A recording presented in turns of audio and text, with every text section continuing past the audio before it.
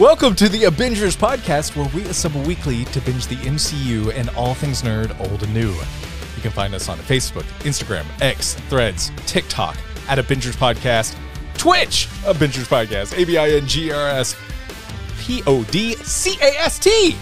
Ah, that sounds kind of good. I might do that a little bit more. ABINGERS Podcast. You can check us out all over the internet, and we also have a YouTube. You want to see the video version of the show? YouTube.com/the ABINGERS. See our beautiful faces. Or as someone left us a comment, it's still so weird seeing what you guys really look like. Thank you so much. Oh, we're going to head to our lovely co-host. I'm just one of your hosts, Brandon. Emmy, how you doing? First things first, I'm the illest. Emmy's a little under the weather. I hope you feel better. I'm so sorry. No, I am ill as fuck, dude. Okay. That's very I am true. sick. That's pretty sick. Keith, Bro. how you doing? Get us out of here. Second things second. I'm Keith. Wow. You know, that was a choice, Keith. I like it though. you know, second thing second. Guys, Sometimes the choices made at the last minute are the best kind. you know who's not second, guys? We have new patrons. We have 2 new patrons. Yes. Hell yeah. Yes, shout out to Sean Morales and Sarah Gonzalez. Guys, Sean, Sarah, you guys are awesome. Thank you. Appreciate you joining the patronage. If you want to join the patron and get a shout out, $1. It'll get you everything you want. Access to our Discord, bonus episodes, and a shout out. It's $1. $1. Literally. $1 a month. Yeah, patreon.com/ABINGERS podcast. Sarah Gonzalez and Sean Morales know what's up. Do you? Man, Thank you guys so much. We appreciate it. Yeah, thanks, guys. Yo bebo leche. Yeah. Don't cuss at Yeah. them. You don't. That's rude. I didn't cuss, pendejo. Oh, she offered them cake. I said I drink milk. I was close. Cake, milk. Milk is in some cakes. So. Cake is The best postre. kind. Postre. Have you ever had Postre? milk cake, or is it milk You ever steak? had, you I ever had think milk cake? Tres leches is milk cake. Nice. Okay. Delicious. sense. Oh god, have you guys ever had tres leches? No, Oh, it is. It's so good. man. I think you just I thought it was a wrapper. made it clean up. I mean, you just had a moment. You're like, oh, I did. It's really good.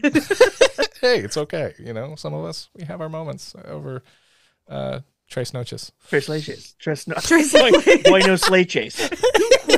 Good milk. Good milk. And to you as well. So in high school, I was on Tech Path, which basically was like, hey, you don't have to be as smart as the other kids. But it was really more for engineers and people that were into computer techs. And we would, you know, I was on that path, and we didn't have to take a foreign language. So damn, I suck when it comes to anything foreign language. I still a big regret. I wish I would have taken it, because Emmy Your foreign language is technology, right? That's what they're saying. That's true. That's true. But Emmy speaks such fluent Spanish now. It really bothers me that I never applied myself. I took 4 years in high school, 2 years in high school and 2 years in college, maybe 3 years in college. Oh, wow. And this is where I'm at, guys. So the American education system is truly a wonder. It's the illest. That's for sure. That is Languages are not easy. I've been studying not. Hooked on Klingon for a while. Hooked on Klingon. Yeah, all I can do is hork more efficiently into the sink. Nice. I like that. All I'm able. How do you hork? What is hork? What is hork? Yeah. Oh, you remember we were talking about loogies earlier? Ah, yes. Yeah. All right. So hork is the vehicle for a loogie. We're going to change gears, and we're going to talk about the state of the MCU. Just a blanket warning here. No, we're not warning you against blankets, but we are warning you that we may delve into spoilers, because we're going to be talking about the broad subject of the Marvel Cinematic Universe. In particular, we're going to focus more on the Phase 4 and 5 projects, but there will be some callouts from probably of Phase 1, 2, and 3 of the Infinity Saga. So if you have not watched everything and anything, I can't promise you we're not going to spoil it. We'll try to give warning before we do, Probably not guaranteed, though. So if you guys are not caught up on the Marvel Cinematic Universe and, hey, I really want to watch this one project and I don't want to spoil it for you, we should give you time, hopefully. But just a warning, just a spoiler safety warning. You know, I don't think we'll be that horrible about it, but just in case you want to pause and resume at another time, here's your opportunity just to head on out the door. But the door's open and ready for you whenever you want to come back. So anyway. Love you. Bye. We invite you to leave, but we'll hope you stay. Yes, exactly. All right, now that you're here, now that fucking weirdo's gone, am I right? All right, so sorry guys, I'll leave. Yeah, so we got rid of the weird ones. All right, it's just the cool people left. Hey guys, yeah, glad you're sitting with us. So I brought this topic over to Keith and Emmy.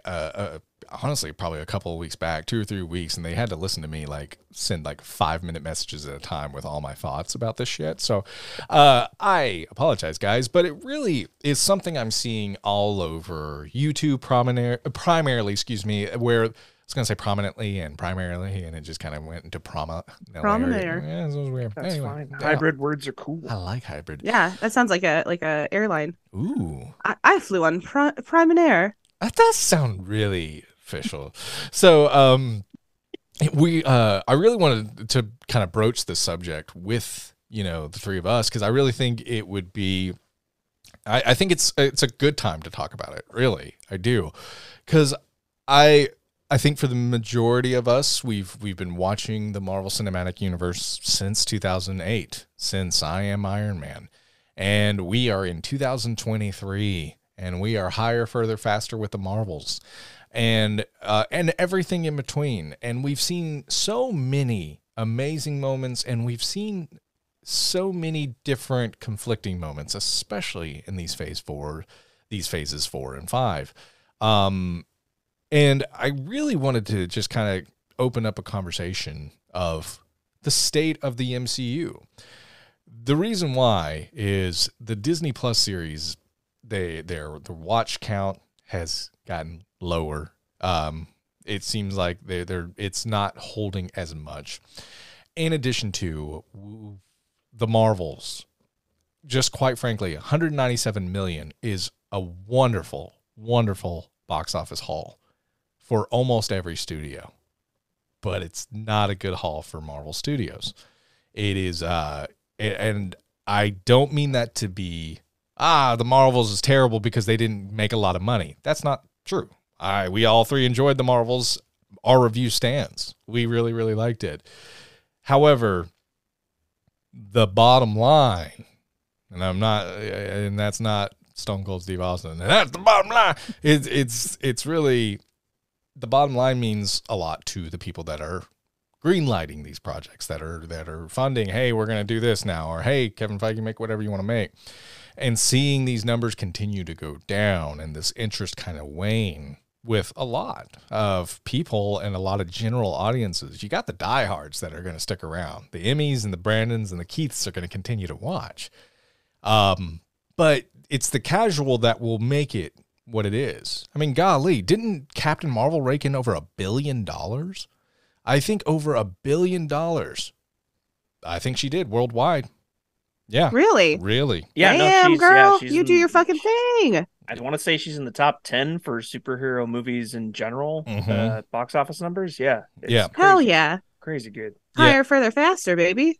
Fucking A. I mean, $1.13 billion is what Captain Marvel got at the worldwide box office. And the Marvel's worldwide box office currently is 197 million. Thousand. No, sorry. That's not, yeah, okay. But that's the thing here. A huge drop from, from 2000, what? I think the Captain Marvel was 2018, I think. I'm pretty sure it was 2018. And obviously 2023. It's been 5 years. It's been the snap. Half the universe is gone and they're not going to the movies anymore. I don't know. It's just, okay, I've said enough. I'm going to throw it to you, Keith. For casual audiences, do you feel that Marvel fatigue is a real thing? Is it something you've experienced? and kind of just really touch base on, the state of the MCU for you. I know that's a loaded questions there, but just wanted to kind of open it up. Well, first off, Brandon, I think that it's very brave of you to share that you hate Marvel now. But nextly, no, I'm just kidding. Honestly, I'm so glad I can say it. I'm so glad. Fuck Marvel Studios. I can finally say it. Oh, it feels so good. I've been lying this whole time, guys. I think that there's definitely a lot to be said for the fact that the money isn't there like it was. I think there's several factors at play here, and factors beyond the type of things that you see online with the backlash and hatred for, just the diversity of Marvel, or the fact that these are 3 strong women leads. Like, I don't think that's nearly the squeaky wheel kind of scenario. That's people being loud online with bad intentions, and they're not the majority. I think the real majorities come down to the fact that the actors were not allowed to promote this movie really that much before it came out. They weren't allowed to tour and do their normal press junkets.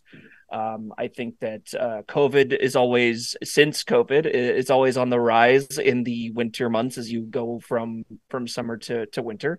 I think that people get a little bit antsy there. And in general, the hype isn't what it used to be. Have I experienced Marvel fatigue, superhero fatigue?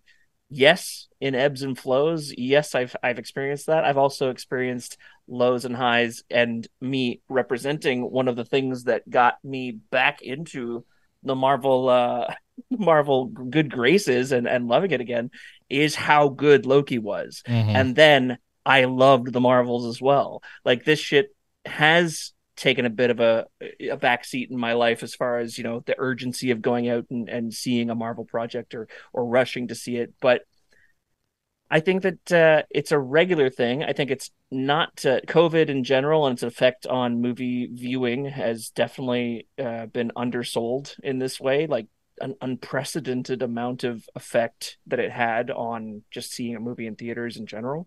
But I think there's a lot of factors at play here. I think they can get back. I think that the quality over quantity thing that we've been hearing over and over again, so much that I still haven't memorized it, apparently. Quality over quantity is important, and it just needs to take time. And have you heard about anything more than Deadpool 3 in the last while? Because it's the only fucking thing that's coming out in theaters from MCU next year. Like, that's it. That's all it takes, is focus on one thing and less oversaturation. So, I'm kind of the baby bear in this scenario. I feel you might want to play the devil's advocate. I think it will just be about let it play through, let it take its time to come back on top. And I think that they have the right people behind the projects creatively to get there again. So, Emmy, what's your thoughts on the MCU and how much it's dragged down? I'm totally joking. There are people like that. Please know we're not that. I'm totally kidding. No, what's your thought on the MCU? Because I think, to be very frank, I think 95% of the projects, if not more, it's hard to find one that Emmy doesn't like. I think she is just able to see, like, even when there was detractors on our podcast, like Quantumania or Thor Love and Thunder, no matter what, Emmy's like, fuck yeah, this is good. This is good shit. Daddy Feige, feed me more. And so I'm just curious, kind of your overall picture of Marvel Studios right now. Well, I was when you pitched this, I was like, yeah, let's do this. But I was like, oh, I'm going to be like I just trust the process person. Like, I don't have very much more to say than that. Like, I feel like phases 1 through 3, you had your hits, you had your misses. And then I feel like the same thing after Endgame. They really, I think, were swinging for the fences. They had their Moon Knights, they had their Werewolf by Nights, they had their like places where they did really well and swung for way farther than like we've seen them go before. Yeah. But then we also saw them swing for some misses, like your Quantumanias, your Multiverse of Madness. Listen, I'm still not completely sure what I Am Groot is. It's adorable. And that's all I'll say about that. Is it consequential? Absolutely not.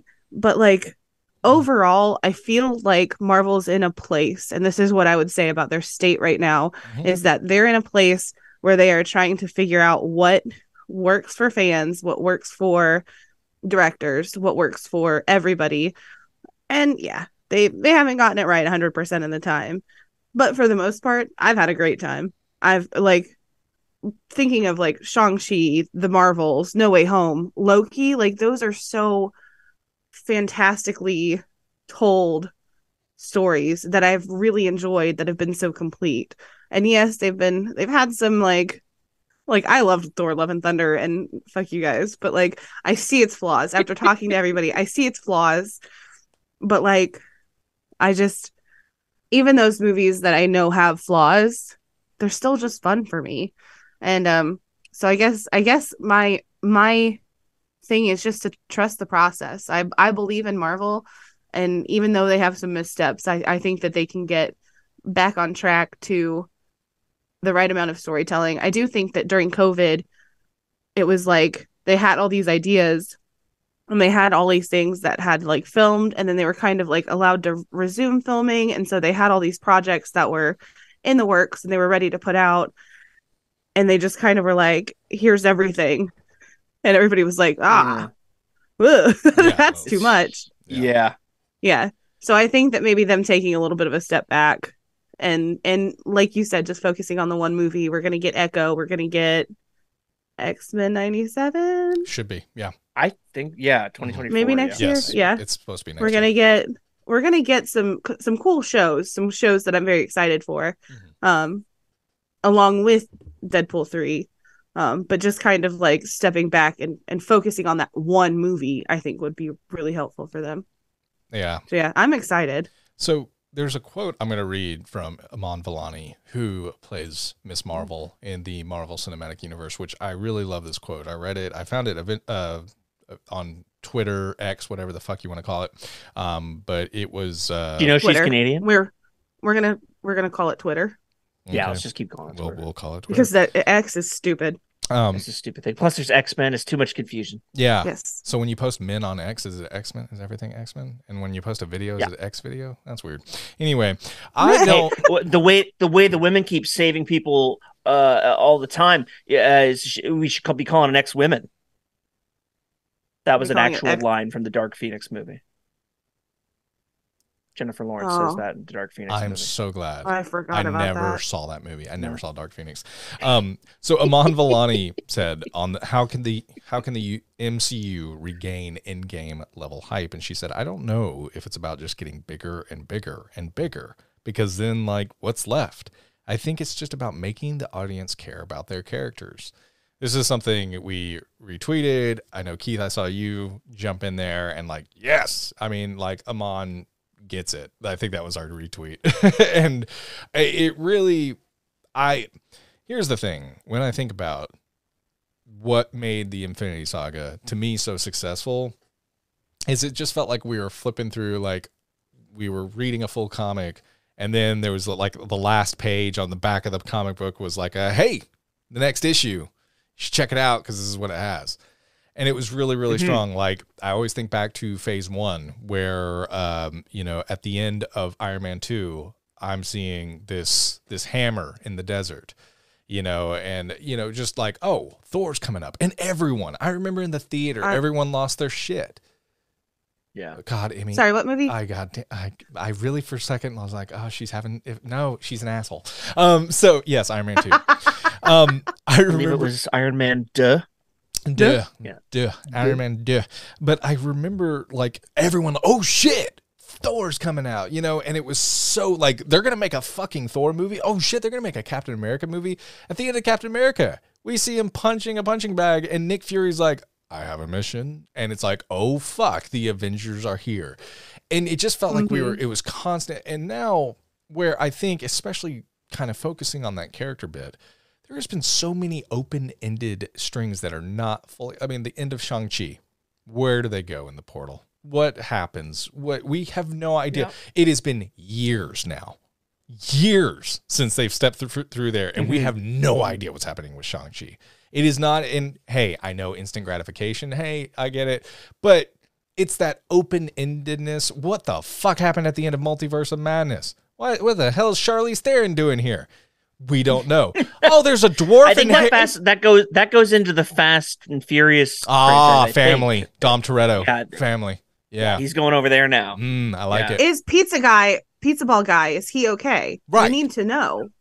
Another thing. There is this dwarf character and Harry Styles at the end of Eternals. What the fuck? That's okay. I think okay, you've stumbled on a bit here that I can kind of like. Yeah.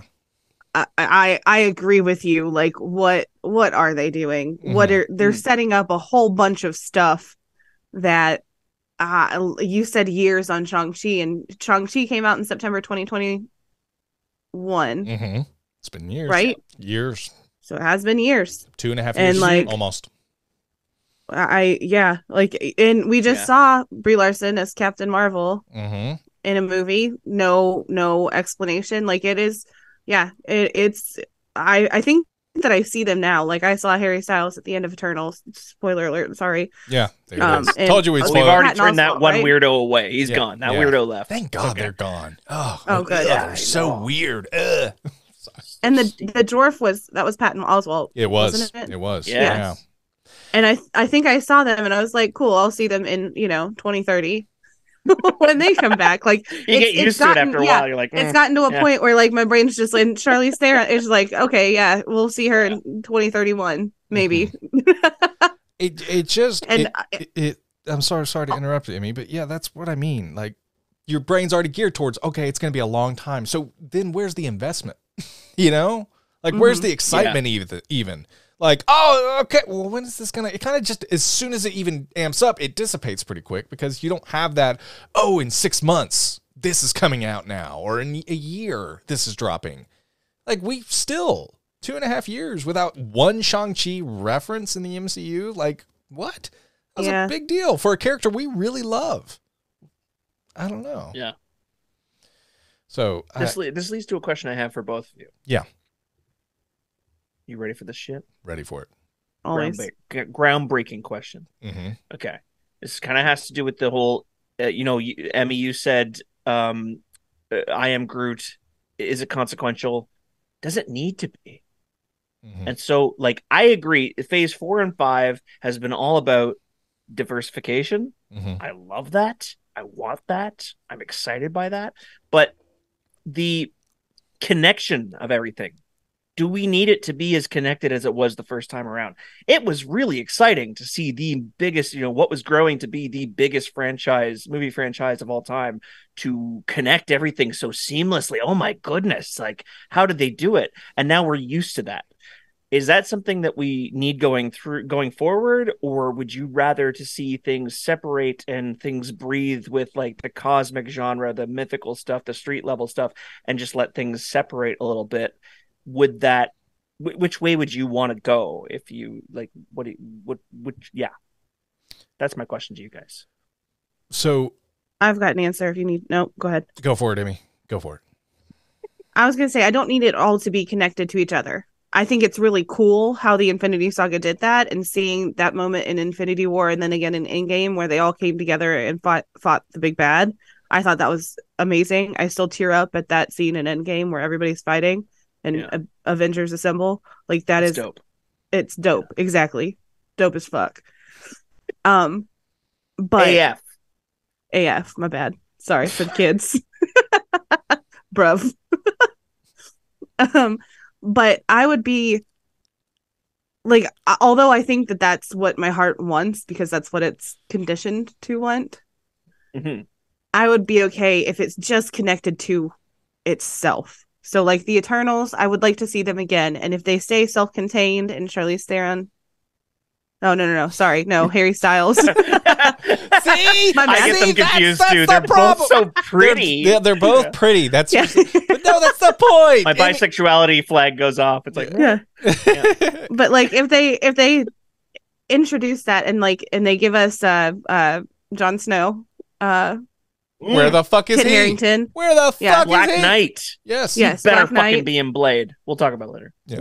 But we're not going to get that next year. We know that. So I like know. that's going to be another year away. But as long as it connects with itself, I would be okay with that. Or Awesome. like so we spoilers for the Marvels if you haven't seen the Marvels. Mm-hmm.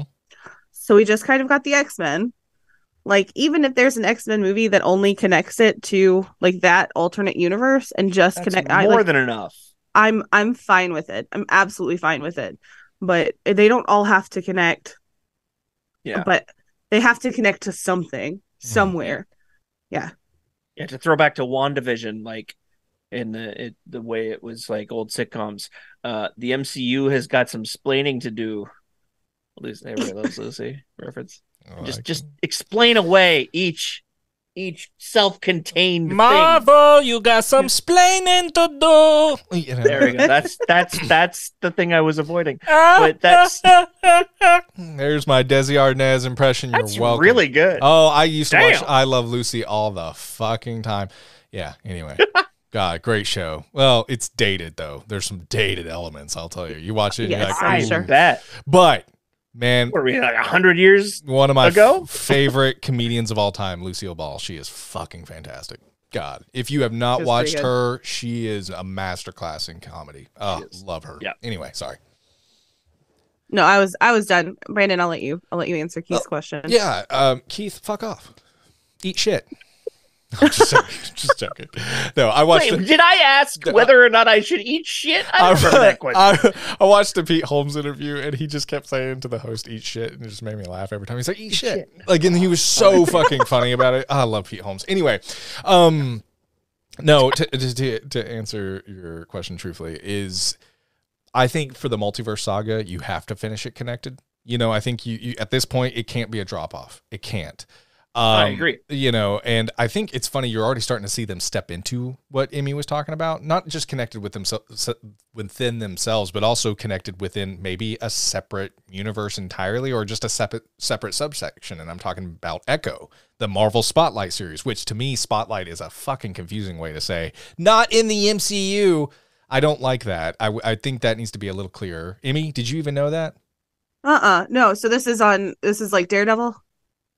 No, it's just the Echo so far. Just Echo. Is the Spotlight. It means she's not connected to the bigger. Yeah. I don't like the idea that it does not have to be in the MCU. It just doesn't have to be in the multiverse thing. You know what I mean? Like, it doesn't have to tie into that. It can exist in the same universe. It just doesn't have to. We just saw her introduced in Hawkeye. How does it make which sense was in the MCU. Correct. It's confusing. And so I think Marvel... Yeah, I'm very confused by that. You should be. And I completely agree with you. I'm the exact same way. Like, 100% with you. Like, that's where I'm... So here's the thing. Finish out this multiverse saga, wherever it lands. And there's been some hits and misses along the way. But you, at this point, you've dug your heels in. Yeah, 100% connect it. As muddy as it's going to be, let's finish at least the saga out. I don't think you can turn from it now, but I do think, to Emmy's point, I think the greater MCU is multiple universes. You know, like, hey, in the comics, there's multiple universes. Maybe you even have like in the bottom of a trailer, or like, you know, hey, universe, you know, or Earth 616, or this, and there's so many different little variables that can kind of tie it to what story we're following. Oh, this is this comic that I'm reading, or this is a standalone comic. You know, like, they need to make it way more clear. Emmy, I cracked you up somehow, I think. What is, sorry. You said in the bottom of a trailer, and I thought you meant like a trailer home. And so I thought you were about to introduce some superhero who lived underneath a trailer. Trailer man. But sorry, it's all good. Guardians 3. Yeah, there it is. There it is. But I just think, I think they need a clear distinction between projects. They need a clear distinction between narratives. I mean, there's nothing wrong with if people can read comic books and they know, hey, this is this run and this, they need to find a way to do that cinematically as well. And I think that will really serve them well. Right now, I don't know if they have that plan, or they said they had plans up until 2030 or something ridiculous. Like, that was when Charlize Theron comes out. I'm telling you. Yeah, Charlize Theron, the movie. It's the MCU. It's just a story about Charlize Theron. Yeah. She is a wonderful actress. I love her. Yeah, it's just one of those things where I do finish the multiverse saga out, but revamp the MCU after this. I think, and there can be, for example, there could be a linear story that you're telling with a collection. The Infinity Saga could be its own branch in the whole thing, like we're going to continue this saga, and the multiverse saga continues on with this side, and it can kind of branch from there. I think that can work. I really, really do. And hey, it's the X-Men universe. And what if you have this comic book run of all these X-Men and this comic book of all these Avengers, and then the crossover, and there's the one crossover, and it feels big. Oh my God, these two universes are colliding. Then it feels in-game level as well, but it feels organic because you're telling just these stories, and then they cross over for a greater good or a greater bad. I think that could really, really work. So yeah, it's a kind of a longer way of saying what Emmy said, because I really like Emmy's point where she said, I just think they need to be connected within themselves. Yeah, but also maybe not just the Guardians 1, 2, 3 connected, but the overall narrative connected as well. And hey, this is going to be a 5-movie run with this comic book. Yeah. This is going to be a 4 Disney Plus series run and movie that concludes with a movie for this run. I know that gets a little confusing probably for a general audience, but we had Sony making their own movies, Fox making their own movies, and Marvel making their own movies at one point as well. I think you can have those distinct differences, and as long as you clearly outline it so general audiences can follow along and understand. And for some general audiences, I don't give a shit what fucking saga it's a part of. It's a damn superhero movie. Fuck yeah, I'm gonna go see it. That's fine. That's great too. But I think that's ultimately what's going to solve and help this underlying kind of fatigue a little bit too. So I feel like, sorry, you go. No, you go. You first. I'm going to completely derail the subject. Oh God, Emmy. Okay, Keith, go. Okay, I better go first. Please, then. Keith. Yeah. Yeah, I love both your answers. I think that there is a in between answer to that like what I loved most, one of the things I loved most about the Marvels movie was that you noticed it wasn't called Captain Marvel 2 or Captain Marvel blah blah blah subtitle. Yeah, like these unexpected team ups. But mind you, the Marvels was not the most unexpected team up when you have Miss Marvel talking about her icon or whatever. But Thor and Hulk in Ragnarok teaming up, which was fantastic. Doctor Strange and Spidey in No Way Home, a unexpected duo. Like, it's just these things that I would love to see, those kind of things that feels like the comics in these self-contained stories, but like just pair up a couple people. You don't have to have every single character on the screen or every player on the board for it to be this big climactic end to something. Just tell a good story that has to do with a couple at a time, that gives them all time to breathe, that gives them all time to feel justified for being there. And you don't have to repeat the same thing that you got in Endgame, because that's going to be a hard thing to redo. I really don't think that should be the goal. Oh, let's do another Endgame. Right. You'll never bigger and better. Bigger, it doesn't always mean better. Right. And to have the thing that beats how good the Infinity Saga was, the focus shouldn't be on a bigger spectacle. It should be on better story. Stretch your creative muscles in different directions, whether it be going deeper into somebody's backstory, whether it be going a completely different creative direction than just bigger spectacle. And you might have something great there. If I don't see Black Knight in the Blade movie, I'm going to be really pissed off. And if there isn't another Knight in it, maybe I'll be pissed off even more so. But I think that you could have like maybe a side story of going on with that. But anyways, smaller team ups is all I'm trying to say. No. Well, that was okay. So that kind of leads into my point, because I feel like they're kind of, I wouldn't say shooting themselves in the foot completely, but like they are setting expectations to a certain point when they release, like, here's our plans, like on Disney Plus Day. Is it Disney Plus Day or just Disney Day? Whenever they're like, here's our release dates for the next. Is that D20 or something like that? D20, yeah. Anymore. Yeah. And they're like, so we expect, like, you expect that Black Knight is going to be in Blade. Yeah. And we have these like hints at these characters in these end credit scenes. And so we're like, oh, well, this person can fit here and this person can fit here and this person can fit here.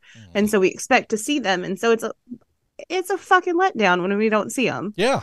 Yeah. Well said. Yeah. If we don't see them, sometimes they come through. So I'm going to get to, because we asked, some of our listeners as well, the state of the MCU, and we heard from quite a few of you. Our patrons contributed to this show as well. So guys, if you want, we do ask feedback regularly. Anytime we review a new MCU project, we reach out to our patrons, and every once in a while we do shows where, hey, we just want some of your input as well. Patreon.com/Avengers podcast. Join for $1, leave a comment, and be featured on the show. Coolest community ever. Oh, ever. In a very positive community. I will just say that they're That's because I looked through some of the comments today because I was afraid. I feel bad piling shit on the MCU, and so I was like, I don't know that I want to. I don't think it's piling shit, just more critical.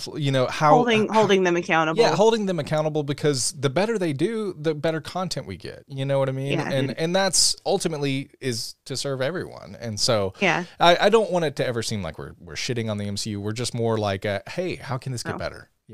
That's it. So, and I applaud because I did kind of look through the comments a little bit today, and I applaud our community is just we're very positive, and I'm really proud of us. Wonderful. I'm proud of y'all.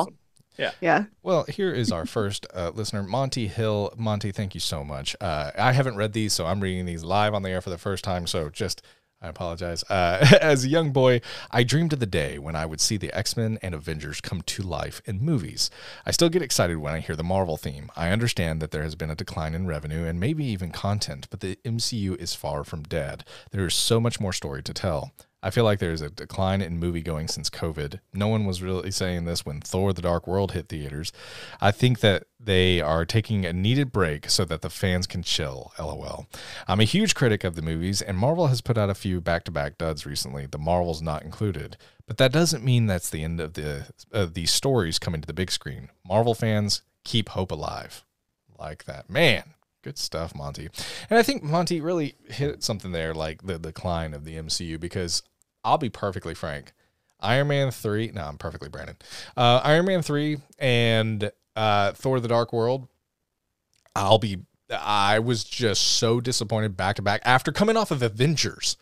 You know what I mean? And I apologize. And just me personally, Avengers was that in-game moment for me. For a moment. Obviously, it was the in-game moment for all of us. Because I remember even they talked about it going in, they put it on the DVDs. Like, this is the first time we're having a superhero team up with all of these individual movies. And so I really, really thought it was so cool to see all these big characters on the big screen. How could it get any bigger than this? And then it went down to Iron Man 3 and Thor: The Dark World. And I'm like, okay. And the reason why Iron Man 3 disappointed me so much, and the more I look back at it, actually, I don't hate that movie now, but when I saw it, the trailer, what I saw in the trailer was very different than what the movie was. And I felt, I did not like that. I thought it was a bait and switch. Bamboozled. I did. I understand. Oh, that's genius. I see what they did there. To me, I was like, I didn't feel like I got the movie that I was promised when I saw it in previews. That's like literally seeing like, I don't know. It was just, once again, and Mandarin was a big comic book villain that I was really into. I really enjoyed that series. And I really thought, Ben Kingsley, this is a really cool take on the Mandarin. How is this? This is interesting. He's brooding. And then he just was Trevor Slattery, which ended up loving him in Shang-Chi. And I loved, I thought they redeemed it. Redemption arc.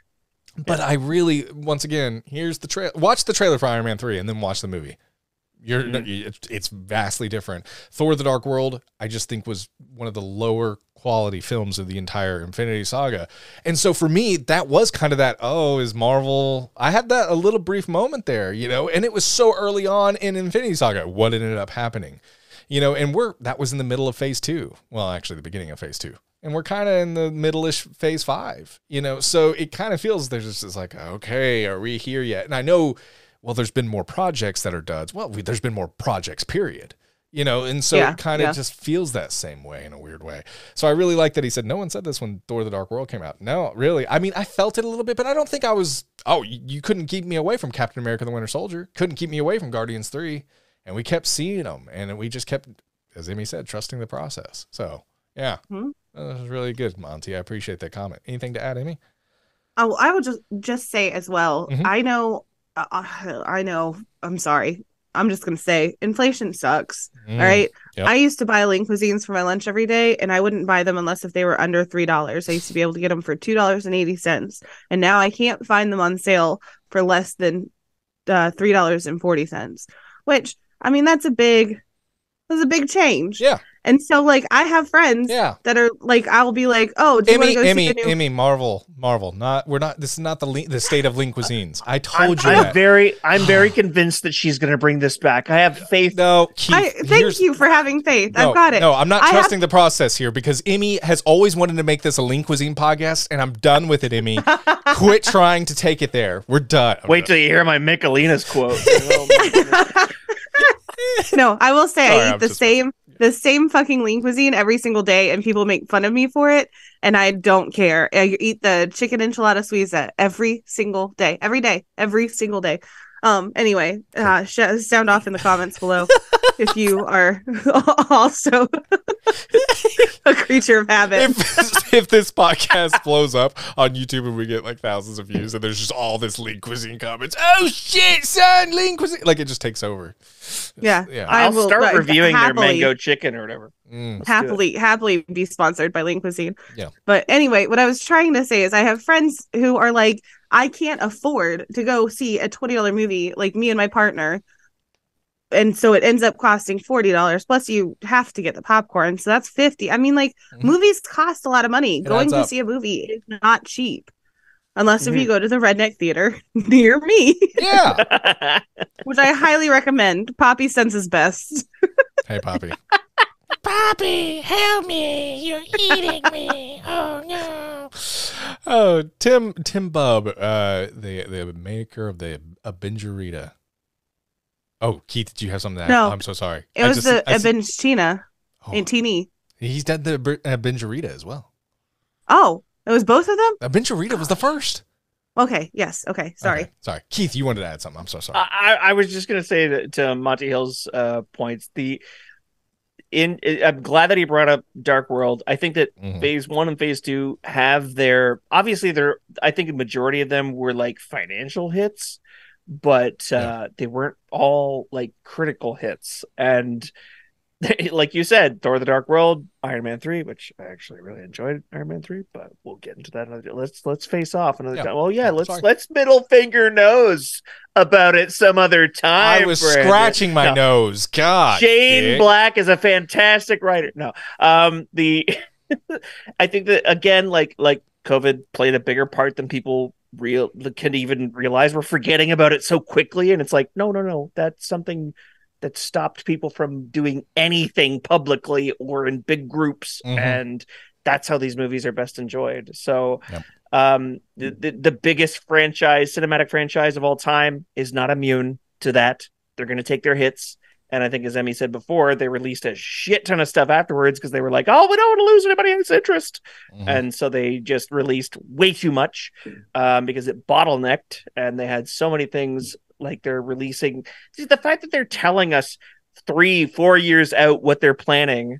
It's like they don't know how things are going to go yet. You got to pace yourself. Got to start thinking about what could change in the meantime. I'm not saying another pandemic, but like just what people's tastes might change. Yeah. Like that's good. Or there might be another wrench in the gears. So like one of their actors that they've kind of like hinged the next 5 years on is oopsie doo, not a great dude.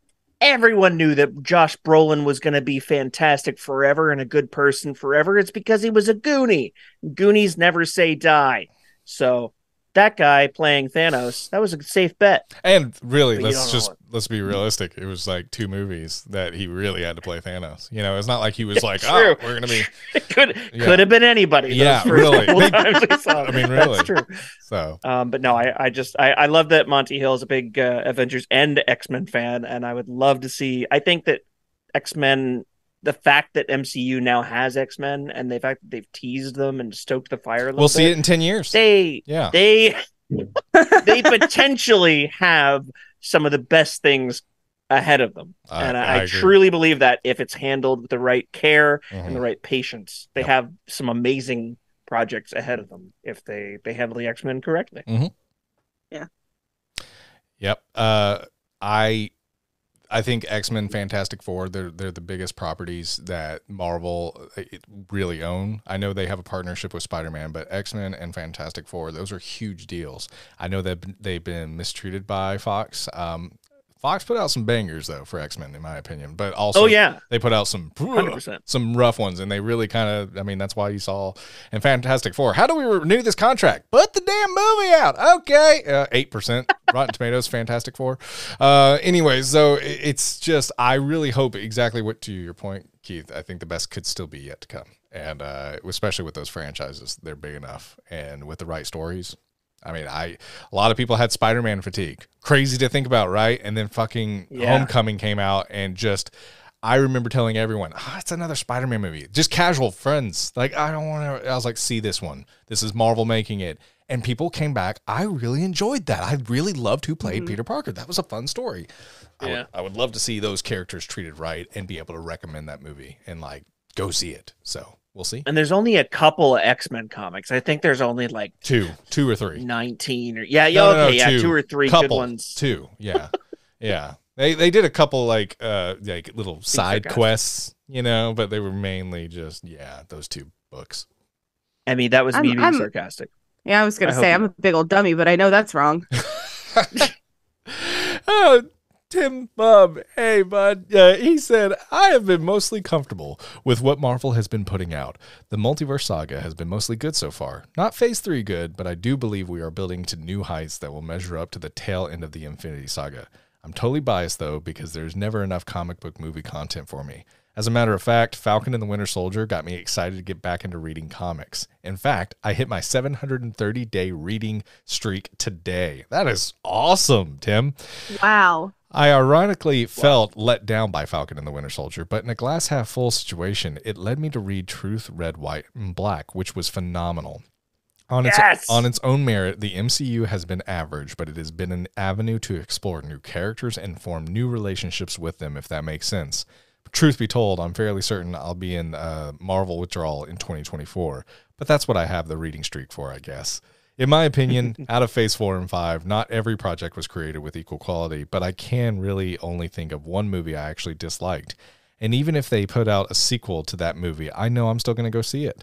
I just hope the quality over quantity approach keeps the casual viewers watching so the MCU can last for years and years. Tim, now I got to see what movie it is. What movie is it? I don't think he ever put it there. No, he didn't. I need to know. Tim, no cliffhanger. Blue balling us. Oh my God, Real. man! But I love Tim's comment there because I think he really he nails it at the very end there with when he said, "I hope that their approach with quality over quantity keeps the casual viewers watching, so the MCU can last for years and years and years." And I know, like I said, this is gonna be taken. Oh, this is a negative podcast. No, the casual audience is going to bridge this to continue on. It's that simple. You can't have these success. You can't put hundreds of millions of dollars into these and expect it if you're only getting 197 million out. You have to. Now, don't get me wrong. Sure. You just have to tell now, because guess what? Hey, we're only expecting 200 million. Well, the movie's gonna. Here's the thing. You want those big, those amazing special. That all costs money. Now, don't get me wrong. You can sell a grounded story. It doesn't all have to be flash and lights. I get it. But a lot of these names, a lot of these actors, a lot of the people you're bringing in, they cost a lot too. And so it continues. It's a spiraling effect. You need money to make money. And so just curious. The casual to me is the key. And I think also it may be what you're losing a little bit. Keith, you look like you are about to burst. I froze. No, I think we should all guess what the one that he disliked was. And I think we should all say it at the same time. Okay. What our guess is. Let me think of it real quick. Okay. Think of it first. Think of it first. Take your time. Let's all breathe in. We'll say a quick Mississippi. Okay. I'm ready. I'm going to try to say something different from you guys. Okay. Oh, that's not the game, Emmy. You just gotta say what I know. you think. I know, but I also want to win. Okay. Okay, she wants to be the All right. Silver. Well, I will make sure you know now. You will win nothing Okay. if you win. Yes, Okay. of course.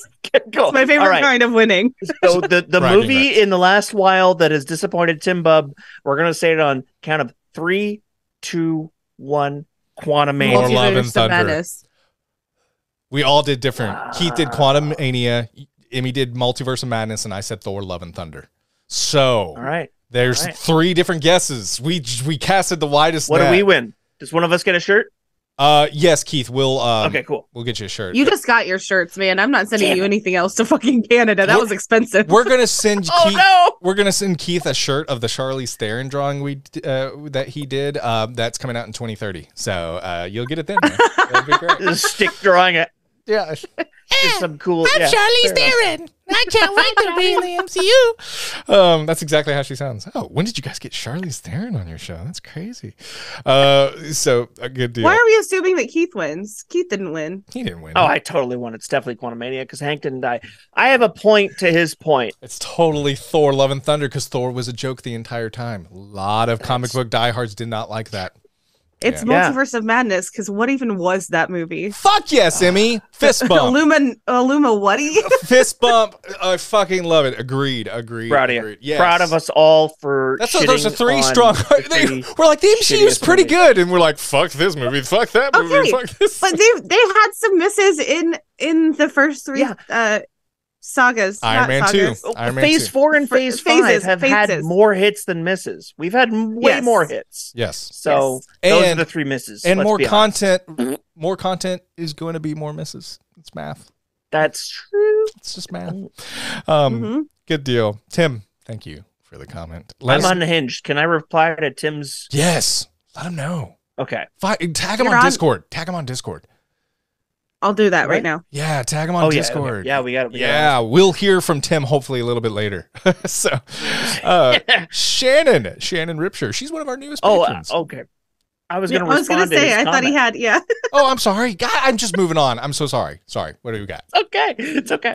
I was just gonna say that to me, like, okay, so studying film, I've always been really fascinated by franchises and the cause and effect correlation that happens when something in a trilogy, for example, the most common thing with franchises is the second movie, say, takes a twist or a turn or a different kind of look at the whole character, and then it doesn't do that well. How does it get followed up? What do they change in the third one? How do they pivot? And you can't make the same movie twice. It's a bad idea. That's a bad idea creatively. So it always makes me interested to what they're going to respond with next. Like we've already seen some stories online saying that, oh, Taika Waititi will never touch Thor again. He has no interest. What's the next Thor going to be? It's going to be super serious. Yeah. And that's going to be the response to Love and Thunder. Of course, that's going to be the response because it was too goofy. So of course they're going to go the other way. You don't And have that's to what be Thor extreme. Love. That's what the Dark World did. Yeah. So just, it went super serious. So it was like, just make a damn good movie. It can be both. make a good movie. Just make good quality stories with quality characters.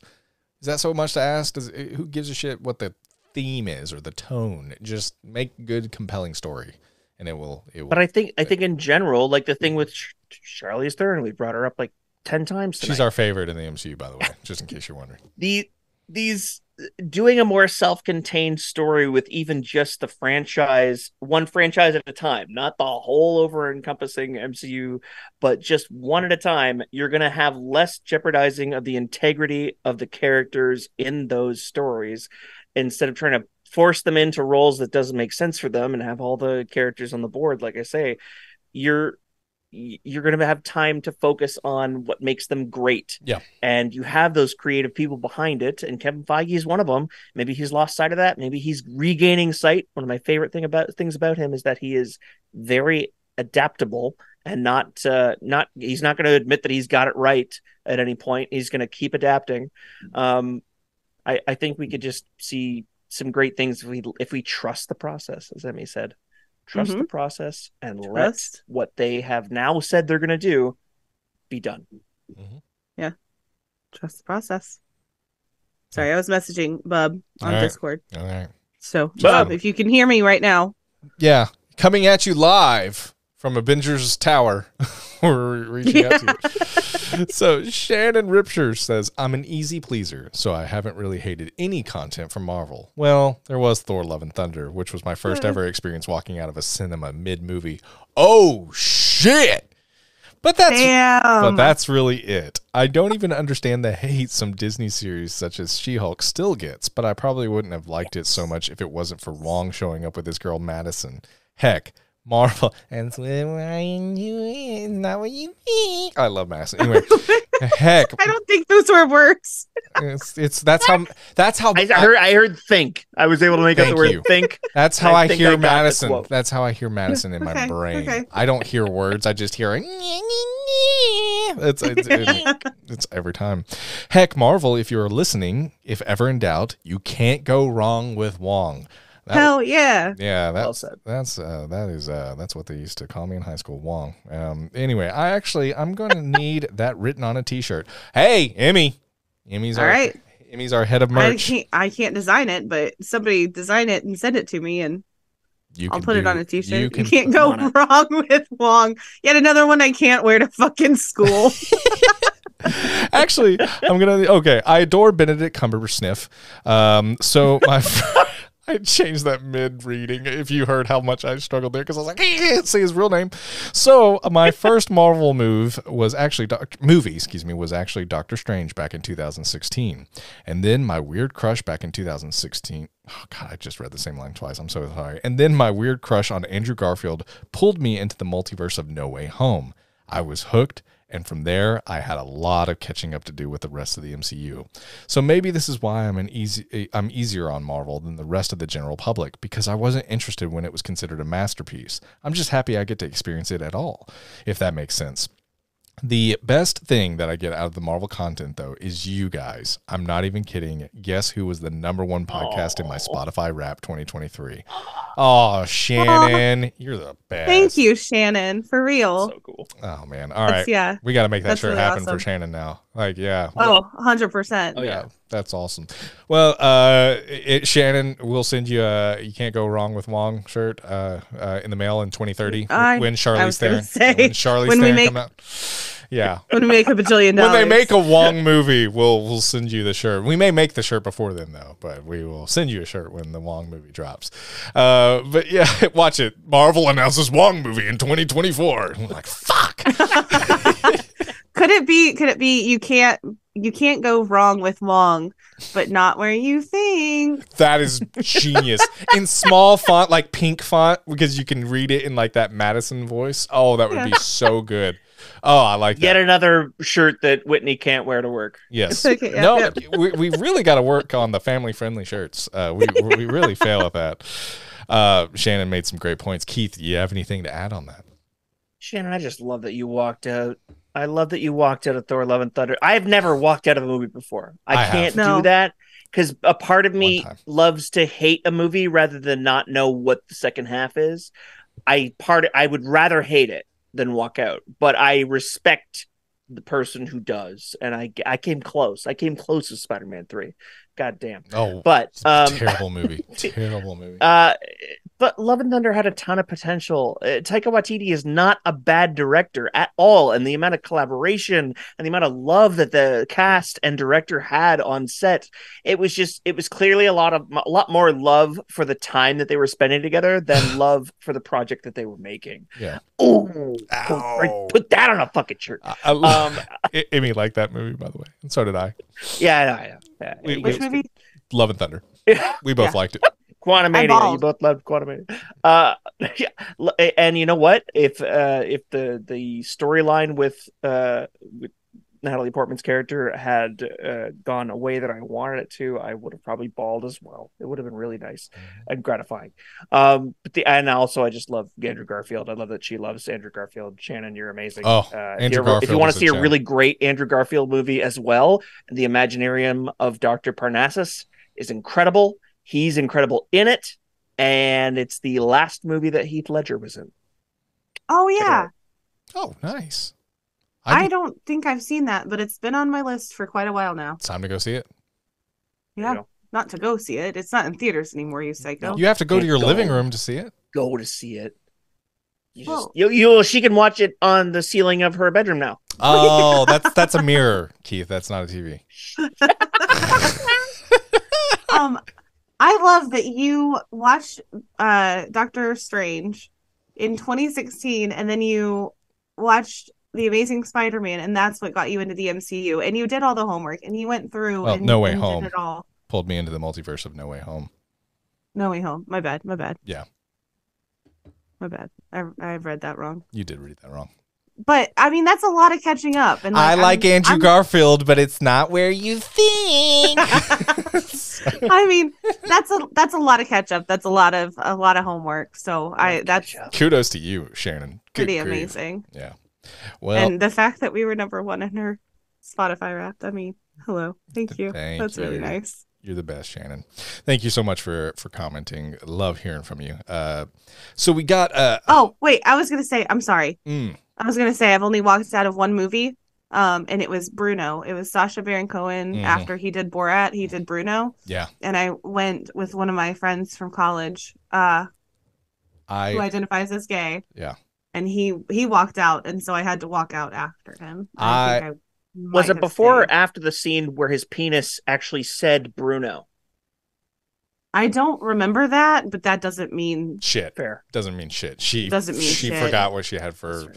Well, no, she has the same thing for lunch every day. Never mind. His penis yells his name. I walked. I don't remember that at all. I walked out of See No Evil. It was a WWE movie with Kane, and it was like the stupidest damn thing. I walked out like the first 20 minutes because I was like, "This is just stupid." Like I couldn't. Like, this isn't what I wanted for Kane. Yeah, it was. I really wanted him to do. I just couldn't get over how moronic the acting, everything was just bad. It was like a Lifetime movie on the big screen, and I just could not do it. Lifetime trying to be a scary movie, and I was like, nope, I'm done. I'm out. So, fair. I first of all, Kane was at the comic book convention that I was at in Columbus. Oh, nice. Working hard. Which I wanted promoting to See No Evil. No, I wanted to walk up to him because you guys realize he's my current county mayor. Yep. He is the mayor of my county, and I wanted to walk up to him and be like, "You don't have better things to do right now? Yeah. You don't have better things to do?" Yeah. Jesse Ventura really started something, huh? I think so. It's always Jesse Ventura's fault, usually. Yeah. I'm sure. Well, anyway. Thanks, Shannon. Appreciate it. Yes. Thank you. Love you, Shan. Hogarth Hughes said, "Hey, Avengers, I love you 3, and I love Marvel Man. Who's Marvel Man? I need to know that. I love Marvel Man. He loves you, Hogarth. Phase 4 was good. See, we go to these breakdown channels that explain Marvel to us, and we rely on them. It's the only way some of us can follow. A lot of us never read the comics. I haven't. So when the channel that you need to help you to follow the MCU starts to lose interest or speak negative towards the MCU, you'll lose interest too. And those channels have millions of subs. Come on, Phase 1. I wasn't looking for Marvel breakdowns and listening to podcasts about the MCU. I never heard of Thor as a kid. Just being honest. We got to judge these movies on its own merits. There's so much stuff in Phase 4. Look, I'm a grown-ass man, LOL, and I say She-Hulk is great. I know the last episode was wild, but that show had a comfortable feel to it. I watch certain episodes, and that show very often. During Halloween season, I put on WandaVision episode 6 now. During Christmas, I watch Guardians Holiday Special. I just watched it too. We watched it the other day. And few episodes of Hawkeye.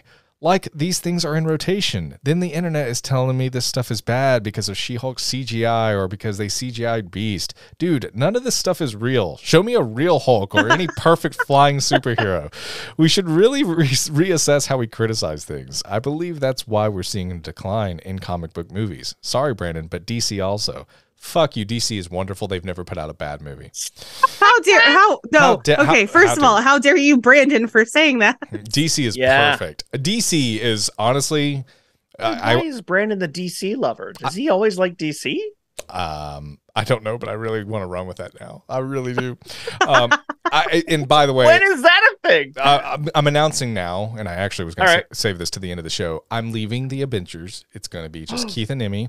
And I'm starting my own DC. It's called Writing That DC-ic all day. Is where Wow. yeah, it's a DC fanboy podcast where if you don't say anything positive about DC, you're not allowed to have an opinion. So Okay. we control the narrative and we ride that DC all day. It's gonna be great. Now that there's this now that there's this Marvel dead talk going on, the comic book movie genre all around is taking a hit, and us fans aren't helping. Man, Hogarth hitting it out of the park so far. Sorry, Brandon, I've been sending in a lot. I think maybe that's why he's saying sorry. You don't need to apologize. Hogarth, this is your platform, my friend. Just know that. I just feel like these things need to be addressed. We got to stop these leaks, man. These leaks are killing DC and Marvel. Leaks were not this bad in early phases. Let's talk about it. Everything in Phase 4 leaked, dude. No Way Home, Multiverse of Madness, Thor. People are now watching these movies to see if the leaks line up, and if it doesn't, they get mad. Look at Deadpool 3. I have not read or seen anything on Deadpool 3. I have not. No, but I know it has been spoiled. Like, I'm pretty sure it was Matt said that like the entire movie has been spoiled for him because of Twitter. It breaks my heart. He said, look at Deadpool 3, and we're not going to spoil Deadpool 3, by the way, if you're listening. We know way too much about the movie already, plot points and cameos. If Deadpool bombs, they'll blame the strike or because the leaks were never real and we let speculation become expectation. Mind you, we wanted to do a reverse House of M and create mutants in Multiverse of Madness. That was just a cool little theory, and when it didn't happen, everyone slammed the movie. I think that's his last comment, but gosh, I really liked sorry, I was looking for another comment, Hogarth, but I really loved your comments here. There's a couple of points to really touch on, but lot of critical, a lot of hey, we're just speculating, a lot of leaks, a lot of just we used to talk about this, especially after Infinity Saga Endgame. Like Marvel was always the safe haven for like, that Star Wars was a toxic fandom. There's some great fans of Star Wars. Don't get me wrong. I this is not a comment on all fans of Star Wars, but there were a subset, a very loud vocal subset that kind of brought that whole fan base into I like the prequels, or I like the sequels. I like the original trilogy. And they really are passionate. And it's also just, and if you don't agree with me, then fuck off. It's just Star Wars is a toxic fandom, and if you don't agree with me, fuck off. Sorry, that's That's really healthy. No, sorry, I meant like those people in the fandom, or like if you don't agree with the first three. I see. Okay. I'm sorry. I realize how that sounds, but like if you don't agree that the original trilogy is the best, fuck off. Sorry, I probably should have worded it that way. But by the way, I think Star Wars has been great, and they've had a lot of amazing different content from old to new. A New Hope is damn near a perfect movie. Andor is a fucking phenomenal show. So that's one of the newest Star Wars and the first Star Wars. Fuck it. And there's some good shit all in between it. So anyway, that's my Star Wars stance is, hey, really the whole point of the toxic fandom of Star Wars, I do think it's kind of bled over into comic book movies in general. I think it is... And I think some of this criticism is 100% valid, for the record. But when it's used for toxicity and it's used for finger pointing and blaming, and it's just kind of, there is just a toxic stuff where it's literally not trying to make anything better. It's literally just trying to trash and derail, and those people, sadly, some of them have a very high influence rate, exactly to what Hogarth was saying. I mean, there's a lot of people listening, and so they can influence whether people see it or not. And I hate it because I was like, oh, the MCU, even DC was a little toxic too. Because, is this going in the right direction? MCU always just felt like the safe haven, and I feel like we still have that pocket with our Discord and our small Avengers community, and it's wonderful. But God, there's a lot of places that are just like, it gets really rough. So anyway, that's just my take on it. Emmy, anything to add on to Hogarth's comment? I really love the point that the CGI, like people who complain about CGI, and I know I have in the past, every once in a while, it is truly bad. But for the most part, like I will forgive a lot with CGI because, like Hogarth said, none of this is real, dude. Yep, I love that. I love that. None of this is real. Yep. And the fact that I get to see it on the big screen, even if it's not beautifully, wonderfully perfect, I'm okay with it. And I'm I like that point that like, yeah, we can nitpick the fuck out of some CGI, but I am very willing, if it's a good story and a good movie, very willing to overlook some CGI tomfoolery. Good deal. Yeah. Keith, what's your take? First, I gotta say, Hogarth, I love the Iron Giant name. Great movie, great choice. But the CGI, again, same thing. I used to criticize CGI a lot more than I do now. I think that it's one of those things that you get a pass, especially in the MCU. Whereas, like, it makes perfect sense to look at it under a microscope over the years that have made leaps and bounds with CG, like the Corridor Crew on YouTube has fantastic videos about what makes great CG and why it's this uncanny valley uncomfortability with stuff that's so close to looking believable but not quite there. And I myself used to love comparing the 3 versions of the Hulk that we've gotten in the last 20 years as like the Goldilocks and 3 Bears. Like the first one was a little too hot, looked a little bit like Shrek. The second one was a little too cold, looked veiny and hard and wet all the time, and didn't like really he needs a move bra. that much. Yeah, Veiny, wet, and hard. I knew as I was writing these notes, I was like, "There's so many dick jokes." Yeah, my goodness. When you see the original Edward Norton Hulk, if you don't get veiny and wet and hard while watching, something's wrong. Then you just with you. yell outside a cave. Yeah. It happens. But no, in the Avengers with first time Fucking just Mark right. Ruffalo playing him. Maybe Just it was Mark. Maybe Mark did it. No, that's it was CG. the VFX guy. God. My They favorite got it CG. just right. My favorite CG in the entire MCU is actually I have 2 favorite CGs. The Hulk in the first Avengers is to me perfection. Perfect. They got it. And Thanos, especially the opening scene Thanos in Infinity War, absolutely breathtaking. Those 2 CGs are like the standard to me of the entire. Like I'm in awe of those because I believe, Thanos is a real thing. Hulk is a real thing.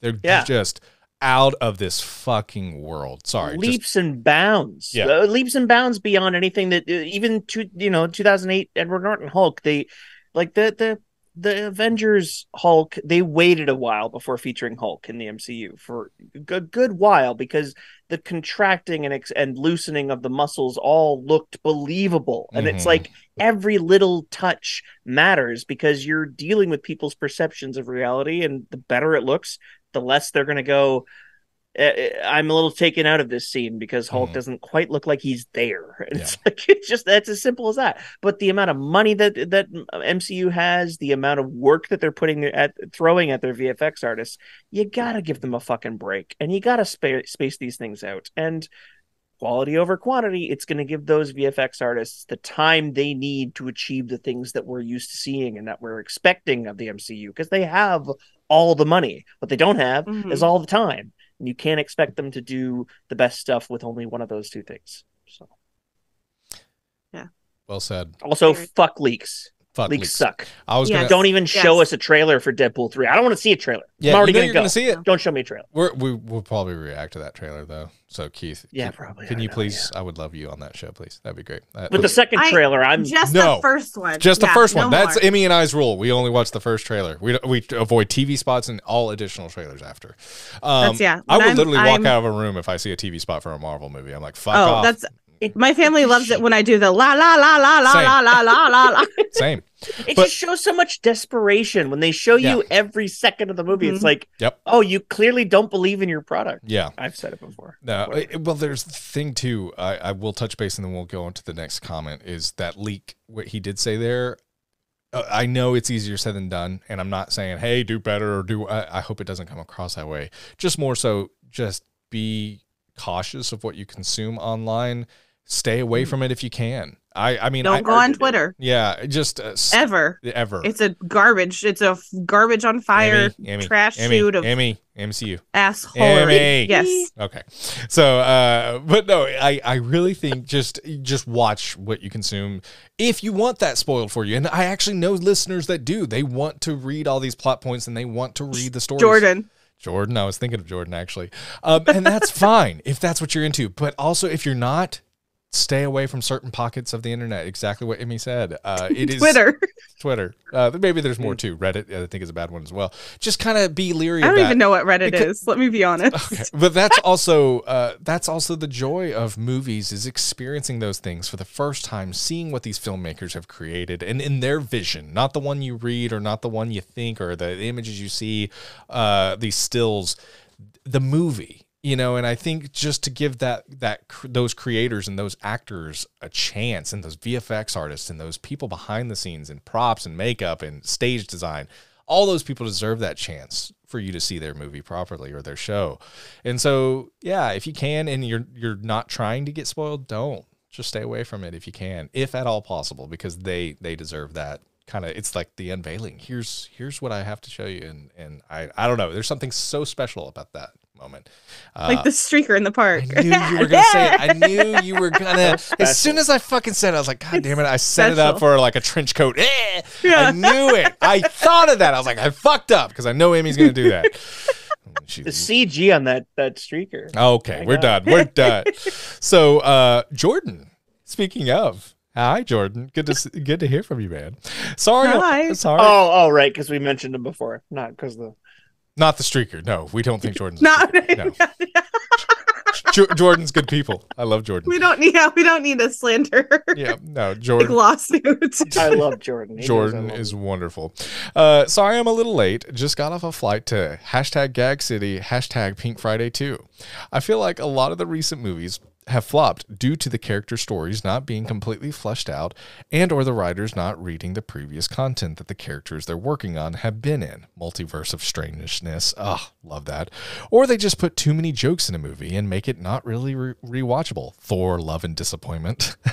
However, oh God, he's coming out swinging. However, when a movie is actually good, The Marvels, it's been overshadowed by people with agendas who decide it's bad because of who the leads are or the alleged agenda they feel the movie is pushing. As far as shows go, I think lately they've rushed to put out too much in a short period of time, with subpar writing and filler episodes. WandaVision, Loki, and Hawkeye are How dare you? Are exceptions. Oh, okay. Sorry. Okay. Yeah, he's saying that they're good ones. Yeah, they're the good ones. Well, okay. Sorry. So do you retract your how dare you? How dare you? I do. I retract my how dare yous. Okay. I apologize. I was too willing to fight. Okay. First off, The Marvels sucks ass. I hate it. Just kidding. I was gonna say I'm reading them right now. Damn it! He didn't say it. He did not say that. I was wanting to get another "How dare you" and then a retraction following it. Anyway, however, I'm excited for season 2 of What If and the premiere of Echo. Also, Agatha, whatever the name is at this date and time, and second. I love Jordan so much. Anyway, I'm optimistic but nervous because Bob said once again that their focus is quality over quantity. Another one of their focuses should be not to hire any more Rick and shitty, Morty writers. Sorry, I'm spicy tonight. Love you bitches. Oh, and Dead fucking Pool 3. I'm excited about that as well. God, great comments, Jordan. Thank you. Dead fucking Pool 3. 100%. Please never be anything but spicy because this is 100%. I completely agree. Agatha, whatever the name is at this date and time, can't wait for that show. But honestly, let's land on something. Let's stick with it. Jesus. Yeah. Yeah. And honestly, whatever Bob says, I really don't give a shit anymore what Bob Iger says. Fuck that man. He sucks. So I will only be listening to Daddy Kevin from here on. Jog on, Bob. Oh, nice. Kevin, we're baby birds. We're just waiting for you to regurgitate in our mouths.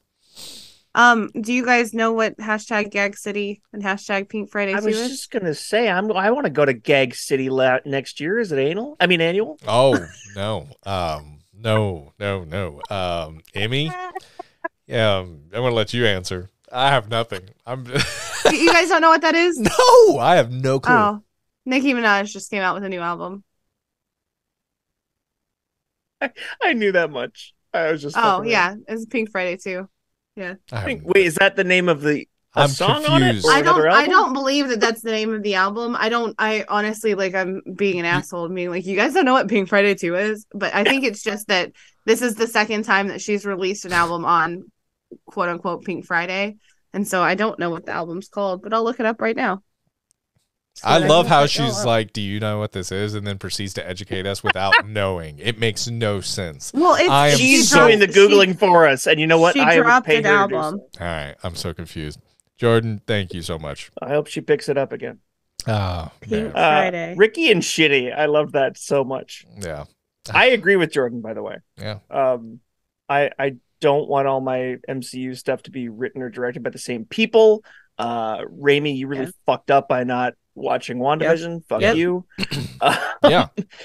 Very rarely is something like the Joss Whedon or the Russo brothers to a bigger effect. Very rarely should that happen in the MCU, I think. Like, they lucked out when they found some people who did a great job, and of course they're going to keep going with that safe bet and keep putting them in charge of stuff that are bigger and bigger and bigger. But I love that the MCU hires directors and, well, directors more so, from smaller indie projects that are just really good, and so they have a new flavor to them all the time. I don't want to see the same movie twice. Yep. So yeah, I love that about the MCU.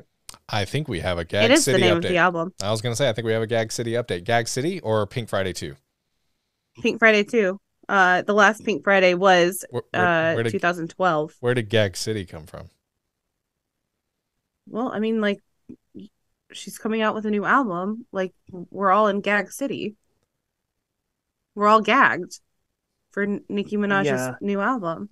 I just don't understand anymore, and it's okay. Gag City, we're all gagging for it. Gag is what City, right? Gag City.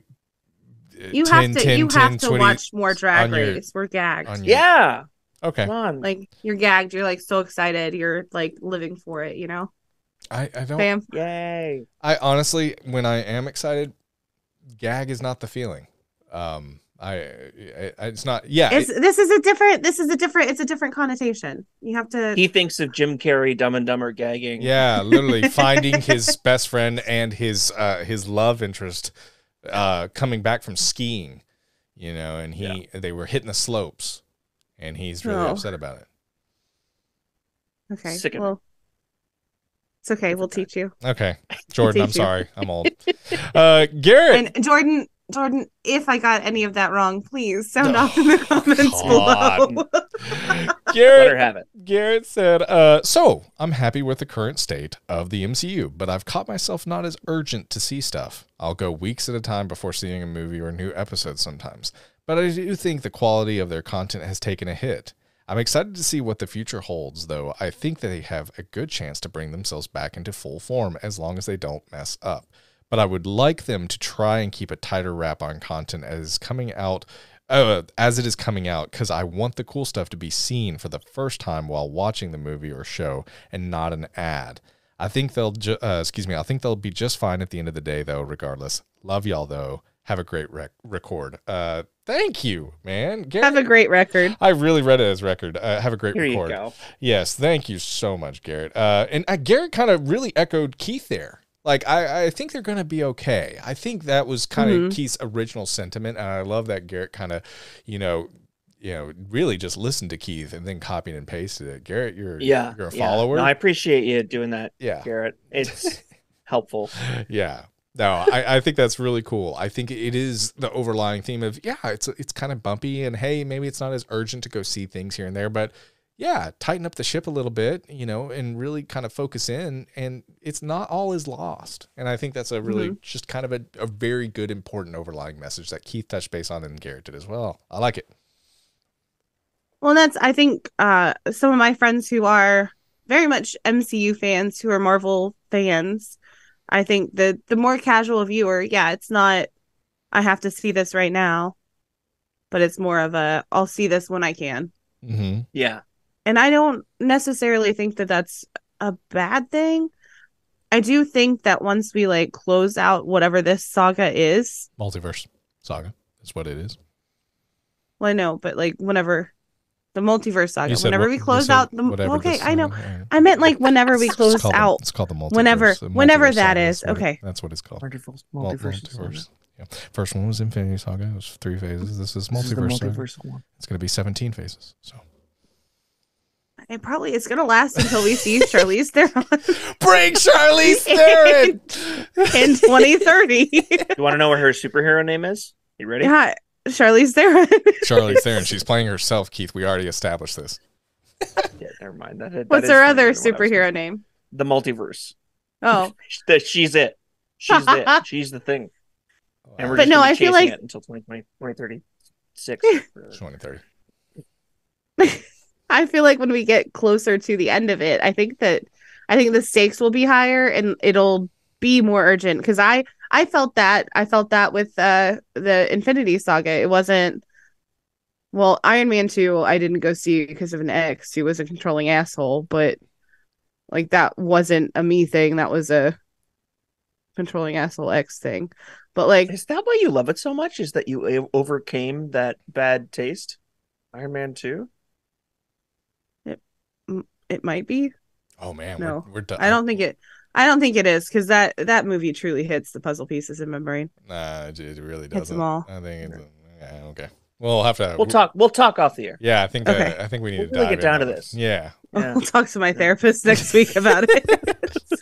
I took a course. Yeah. But like I don't think I saw like Thor immediately in theaters. I don't think I saw like the first Avenger immediately in theaters. Like, the yes, first I was hooked into the MCU, but I don't think that it really became like I have Yeah. to see this at the midnight showing until after Urgency. the Avengers. Like that's when it really got like, yeah, I'm gonna see all of this now. Mm-hmm. Oh, Thank man. you, Daddy Kevin. Oh, the Avengers, man. I will. I didn't have cable before I met my girlfriend, now wife. And she was like, "Oh, you need Netflix. Oh, you need Hulu. Oh, you need 500 other streaming devices. Hey, you need cable. Hey, you need this." I literally didn't have a damn thing. I had basic cable just so I could look at the weather.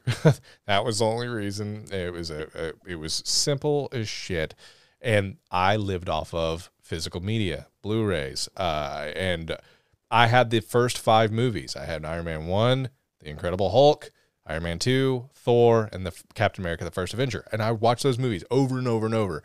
And so when the Avengers came out, fuck yeah. I was in line. I was there midnight. And I remember I was working 14-hour shifts at my employer at that time. 14 hours. I would work from 6 a.m. to 8 p.m. And I went to the midnight showing of a 3-hour Avengers movie and loved that fucking movie with everything in me. I went into work and I remember it was the first time I felt like I was a floating ghost. I was just like literally a floating ghost going through the hallways. Like I was just on this weird, like half asleep and 14 hours in, going home at 8 p.m. And anyway, but that was when I knew I was an MCU diehard because I was willing to feel just like complete ass all day for 14 hours for that 3 hour, because then I saw the movie. It's not like I just went home and went to bed right at 3, had to drive home. And then you're so, gagged on the Avengers. Yeah. Did I do it right? Gag City. Did I do it right? Hashtag Gag City. And I was I was just so pumped. It was probably about 4:35. I fell asleep, and then like my alarm went off at like 5:30 or something because I had to be at work at 6. So anyway, a lot of fun. That was the moment it turned for me, and I have been seeing them opening night ever since. I have not missed one, but God bless. Fucking love the MCU. Still. Good deal. All right. I think the two things working against them, and like I say, we're gonna trust the process. We're gonna trust what they say. Quality over quantity. The two things is oversaturation. We're getting too much stuff, and therefore people can get tired. It's not special like it used to be. So you don't give the time to breathe in between projects. Just so many projects. The other thing is the MCU is no longer an underdog. No. They're not. We're not recognizing the risks that they're taking. Like when they made the first Iron Man movie, they didn't know it was going to be successful. They didn't have any clue. No clue. They were like, we're not even sure that Iron Man's a big enough character when they first came out. And same with Thor, picking an unknown actor to play Thor. That was a risk. Picking characters like the Guardians, that's a risk. And they're still doing risks like that, except now they have the reputation that, everything they do is going to be successful. So who cares? And so those casual viewers who look at them as like, they're going to be successful whether we go or not, they don't have that underdog feeling anymore, that they're like, oh, we got to check out the good superhero movies, or we got to support like, when you compare it to how many flops of superhero movies we had before the MCU happened, like, there was no guarantee that a superhero movie was going to be good. There was tons of bad ones. More often than not, they were terrible. But, they had some great Spider-Man stuff, some great X-Men stuff, and then usually the third movie would kind of... So that's 1, 2, buckle my flop. Maybe.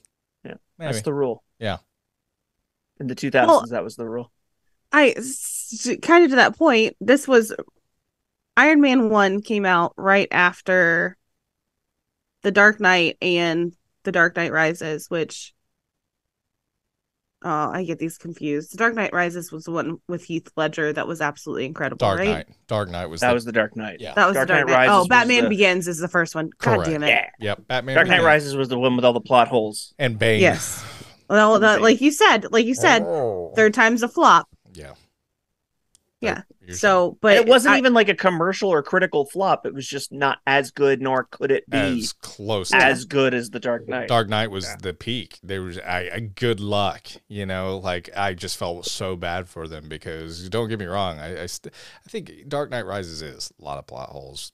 Good movie, it's an okay movie maybe, but Dark Knight, stylistically it was awesome. It just had a shit ton of weird unexplainable pivots. Yeah, and Dark Knight though, could fucking watch that every day of my. Oh, that was another. Oof, I love Dark Knight. It was like a crime thriller that just happened to have Batman and the Joker in it. Incredibly depressing. Awesome. Incredibly depressing, but however, so damn captivating. But yeah, it so was really captivating good. Because of everyone's performance. Really, everyone stepped up in that movie. So, yeah, love it. But that was right before Iron Man came out. Like, I feel like Dark Knight came out in 20. It was 2008 was Dark Knight, and then Iron Man that summer. I think it was. Might have been the same summer. Yep. Oh, okay. Incredible Hulk was also 2008. So okay, that makes sense. It was Iron Man, then Dark Knight, then Hulk. Yep. But yeah, so like that's it going up against other superhero movies that were fabulous. That was my point bringing it up. Yeah. Oh, get it. I totally get it. So we got our next comment from Jarrett Wilkins. Well, I think I'd be lying if I said I didn't think Marvel was in a bit of a recession right now. It's obvious to the audience since they cut back on releases, and while I get that was to focus on quality control, a studio like Marvel usually has different teams working on different releases at the same time. I think you guys all brought up the point that phases 4 and 5 feel disjointed, like they're not part of a series. We thought that Kang was supposed to tie the multiverse saga together, but it seems like he's been contained to Ant-Man and Loki. With the Kang Dynasty film approaching in the next couple of years, I hope they'll present him in more of their films, barring the Jonathan Majors charges, of course. I think maybe they've only been putting out what's mostly finished to stall for time and possibly rework the Kang saga into something else. I'm excited for the Echo series next year, but I'm mostly looking forward to the Agatha series and the Blade movie. I saw a rumor that they might be setting up for the Midnight Suns. Jarrett Wilkins, thank you so much for your comment. Really, really appreciate that. Obviously, I do agree. We've talked about it in numerous other podcasts about 4 and 5 feeling disjointed as well. And Kang he's very contained. I think they had bigger intentions for Kang, and I think they've had to pivot already. And where they truly land, obviously, is going to be based on, the situation currently with Jonathan Majors. There's so many rumors going out there, and this is all rumored. This is not confirmed, that, hey, Dr. Doom is going to be the place of Kang. Or, hey, Kang is completely written off after Loki, or they just left it open-ended. And I think that's what we discussed in our episode 6 is really, where does Kang go from here? We don't know, because they kind of left it in that state where if it is the last appearance, no one's going to say, oh, well, what about... But if it isn't, it's not a bookend either. It's not completely the door is shut. So they really have left it kind of in Jonathan Majors' court, and obviously his own situations. But Kang is such an amazing focal point in the comics, and all these variants. If there's any character you can recast and you can do so, it's just a shame. Fair. why not Kang? I mean, we did it with Rhodey. We did it with Hulk. Why not Kang? I'm just saying. We did it with Cassie just recently. What the fuck? I know these maybe, well, that's not Kang. I get it, but Kang also, to me, has more of a chance to be recast because of all the variants and all of the story. And hey, this is from another Earth, and he's coming, or another universe, and here's, you can do it. You can do it. You can make it work in the whole weird superhero and continue. If you're truly pivoting off of a major focal point, Avengers Kang Dynasty, that was a damn Avengers title. Secret Wars Kang Dynasty. What's going to happen? I don't think you just have to shove that in a box because Jonathan Majors may or may not be, not a good person. That should dictate whether he is in the MCU, but not whether Kang is a focal point in the MCU. And so I'm so indifferent, and that's my Kang take. So that's your Kang bang? That's my Kang bang, guys. I knew it was coming. It's like we almost have things like we're just like a soundboard. Like, all right, now hit that Kang bang button. Yeah, exactly. I feel the same way. Like, just let's recast and keep moving forward, because I feel like if they put that many titles out, they had some vision for it, and I trust what their vision was, and let's just recast and keep going, man. Keep going. Yeah, lots of versatile lot of versatile actors out there. I feel like the comparison, to compare it to the Infinity Saga, in the sense that, like, the Infinity Saga had a bunch of MacGuffins to go and search for. All these Infinity Stones, all these tie-ins with objects, not just some guy. How many movies was Thanos actually in? Bingo. 3 phases. Bingo. So that guy doesn't matter as much as the MacGuffins to create the gauntlet, and now he's the guy using it. So throwing Kang's name out there is putting themselves in a corner, especially if they're banking on one actor to play him. But there's lots of versatile actors out there. If it's not going to be Jonathan Majors, give it to somebody else. Save Doom for later. Yes. Save Doom for the Fantastic Four to get their proper... we've seen Doom fight the Fantastic Four before, but at this point, I think they earned it. Yep. So, like, give them their nemesis, yes, as opposed to, bringing him out too early. Mm-hmm. Yeah. I saw something about, oh god, I can't remember who it is, because as soon as I see anything like this, I'm like, all right, and I do like the flashy Men in Black thing where I'm like, all right, and forget. But it was something about who was who could be cast as Dr. Doom. Oh, I saw some rumors. That is Cillian Murphy or Mads Mikkelsen. Yes. Oh, Those yeah, it was two. Cillian Murphy. Oh, damn it. Cillian or Killian? Cillian? Killian? I always Where are we said, with that? I think I've said Cillian, but that sounds. I've always said I Cillian. want to say Cillian, but Yeah. it's like, now I think I've heard people saying Killian now. Oh, but what a choice! He would be fucking He'd be fantastic. Oh, He would be really, no pun intended, fantastic. I would not hate that at all. oh, pun intended. Mads Mikkelsen would be dope too. And He's already done been in. yeah, but the guy playing Blade has also been in the Luke Cage series. I'm cool with them just. Luke Cage is not in the MCU. Mahershala Ali. Luke Cage is technically not MCU though. But the Mahershala second they brought Ali. the second they brought Charlie Cox in as Daredevil, Yeah, Like, but all of that. kinda All of is. that is. no, Yeah. it's not. Jessica No, Jones, Iron no, it's Fist. not. It all is. No, it's not. It's not But where, not you, where you think. if Jamie Foxx is No, Electro, Mhm. then Ali can play both Blade and Cornell from Luke Cage. He was in Luke Cage. He was the bad guy, one of the lead bad guys in Luke Cage, the series. Oh. He was dope. He was awesome. Okay. I stand. I need everyone to know that I did watch the first episode of Daredevil before I met Charlie Cox.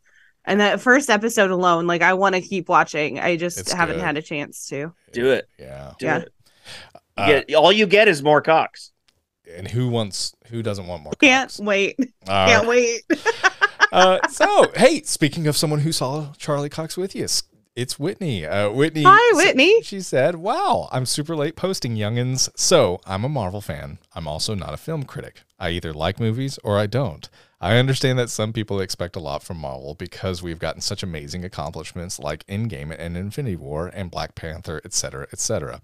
However, I cannot remember a single time that I had a terrible time watching a Marvel film. Yes, even Multiverse of Madness. I'm not worried about the future of Marvel simply because I have seen instances in the past of them coming through when we thought there was no hope. For example, when Chadwick Boseman died, we were not sure what would happen with Wakanda Forever. And it turned out to be a pretty good film, in my opinion. I think every film franchise goes through growing pains, but I have faith that they will continue to make movies that I enjoy, even if others don't. I hate that some MCU movies get hate of reasons for that are not even relevant to the film, like having female leads, being quote-unquote woke, etc. But are those really the fans that we want to share a fandom with? And people can call me a kiss-ass if they want, or a Marvel stan, or whatever, but I enjoy Marvel. I enjoy that it helps me escape from my stressful life and that it helped me meet some of the most amazing people that I've ever met. P.S. For those of you who are wondering, Charlie Cox smells amazing. And Sean Gunn has to buy his Guardians of the Galaxy t-shirts online just like the rest of us. Love you all. Whitney, fantastic comment. Great to hear from you. Oh, golly. So we've got our second confirmation that Charlie Cox smells amazing. Awesome. Oh yeah, phenomenal. I'm not sure if we said that in the pre-show and the actual show, but golly, what a amazing. Whitney bringing in the hopeful comment at the end, the big warm hug, throwing it in Brandon's face, forever doubting. I'm still leaving the podcast to start DCX. All right, I'm gonna do it. So fuck off. I'm not doing this show anymore. I'm over it. Whitney, I couldn't say it any better myself. Like the way that they come out of adversity and show us all up, and they're like, you thought that we were going one way, and fuck you all. Like the MCU, it's gonna endure. We just need to trust the process. Man, we have said trust the process way too much. We sound like we sound like the coach of an 0-10 team. Like we sound like Ted Lasso. That's what I mean. I finished that last night. Oh, I can tell. Oh, it was amazing. Yeah, it's like I loved it. So coach speak. Trust the process. Yeah. All right. But yeah, like I appreciate your sentiment of like seeing that some things are getting hate because of reasons that aren't even relevant to the film. Yep. And like you said something about the MCU earlier, and let me tell you, I fucking love it. Yeah.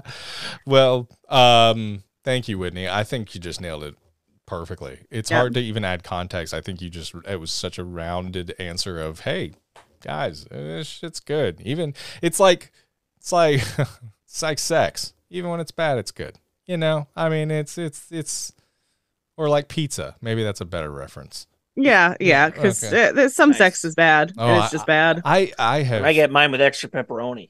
Sex? Your sex? Huh? I thought we pivoted. No. We have pizza while we're having sex. That sounds Friday night. Stuffed crust. Oh man. Gee. So, but it must be so tricky to work at the MCU. Sorry, trying to pivot. Like, was that the perfect way to go and segue into my closing comment? Close comments. Close your comments. What you got? I just think the motto shouldn't be just simply that bigger is better. I'm not talking about sex or dicks anymore. It shouldn't be just bigger is better. Bigger is the spectacle. We saw that with the Endgame movie. We saw that even No Way Home. They're still thinking that bigger is better, and I think that it's more expensive, and they'll hit a ceiling, and I think they have. And instead, we need to stretch the idea of what is better to go into deeper storytelling, to go into more originality, to get more outside the box, and those tactics should just happen. And I think they have been. Yeah, so we just need to let that happen. Swear to God, Amy, you don't have to make the joke that you're about to make right now. I wasn't saying I covered up my mouth so I wouldn't. Okay, was it about girth? No, it was about you saying the word deeper. I knew it. Everything I wrote after bigger is better is like I could twist this into another Uh-huh. fucking dick thing. Damn it. Guys, Yeah, sorry. we have an audio to listen to as well, guys. So we are going to get to it. I actually fixed this audio up, so it converted just fine. Derek from the Going Merry podcast, he actually shares a podcast with Whitney, who just left a comment. So fun fact. So we're going to hear from And him. Amanda, who also got to meet Charlie Cox and would also confirm that he spells phenomenal. Amanda, I need you to complete the trifecta. We need to know if it's a 3 for 3. I don't want to take Emmy's word for it. Did Charlie Cox smell amazing? Emmy's like, fuck off. I know he did, and I know Amanda thinks it. I don't know. Yeah. I need to hear from Amanda. Amanda, sound off in the comments below. How I think he touched my boob. He had his arm Shut up, up, Whitney. Shut up. Stop. He had his arm around He Whitney. is and blind. It was like right here. No, that's No. Matt Murdock. That's not Charlie Cox. Oh shit. Keith. Okay, so he has no excuse. What the fuck, man? Yeah, that's messed up, Charlie. Charlie. I wasn't complaining. Okay. Hey, let's hear from Derek. So here he is with his thoughts on the state of the MCU. It is Derek here from the Going Merry podcast. Unfortunately, due to time and scheduling issues, we were not able to get all three of us together on one recording. But, I mean, you know how it goes. That kind of happens whenever you have three co-hosts and schedules just don't line up sometimes. You know, it happens.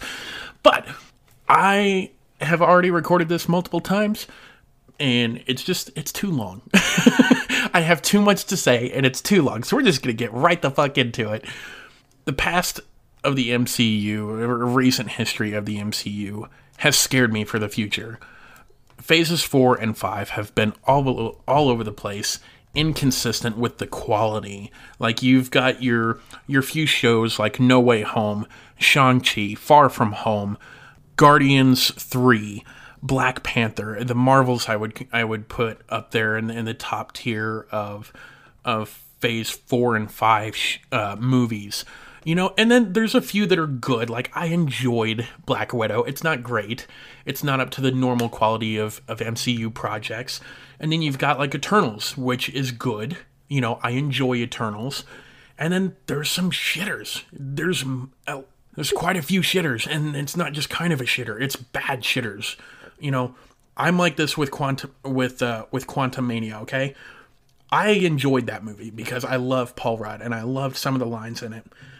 But I understand that it's a shit movie, okay? I understand I'm in the very few that enjoy that movie. Hey, but I will still admit it's shit, even though I like it. So, Whitney, Damn. Emmy, Ouch. Love and Thunder is shit. I know you like it. Oh my goodness. It's shit. The Shocked. movies that have been in this have been... We had such a positive podcast, and then it's like, just, this shit, and this shit, Emmy's face is amazing.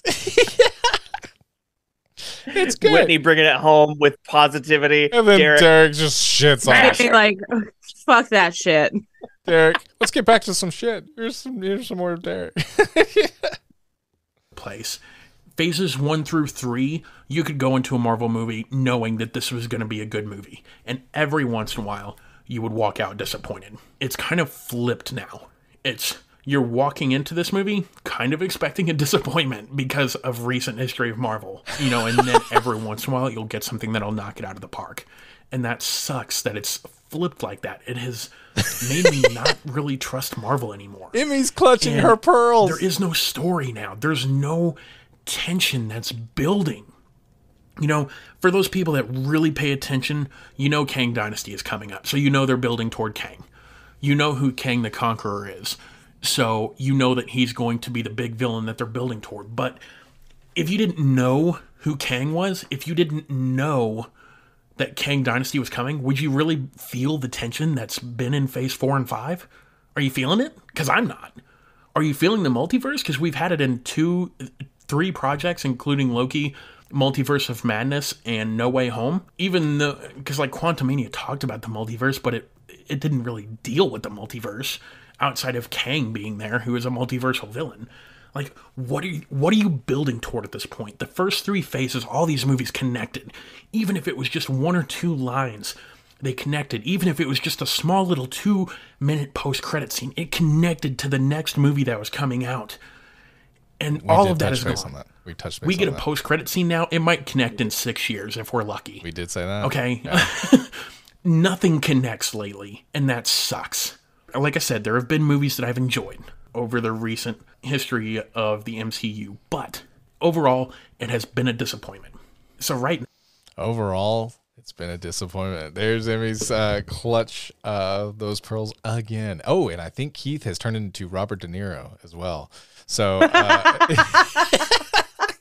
Derek. Hey, Derek. Damn. Calm down. Calm down. That's that right there. That right there. Calm the fuck down. Talking about my MCU? Are you talking about my MCU? This is the circle of trust. It's an infinity gauntlet. So You are out. You are out of the circle of trust. yeah. Derek. Yeah, I don't know why he sounds like this. He doesn't. That's the. He did go a little. He went a little like Eastern European there for a a second. little bit. The word "out," the way that you say "out" in the De Niro. Wow, that's my Canadian bleeding through. Nobody knows this. Robert De Niro is actually Canadian. Yeah, no, I don't think he. Well, we'll find out. We'll Google it later. You leave a comment below if Robert De Niro is Canadian or not.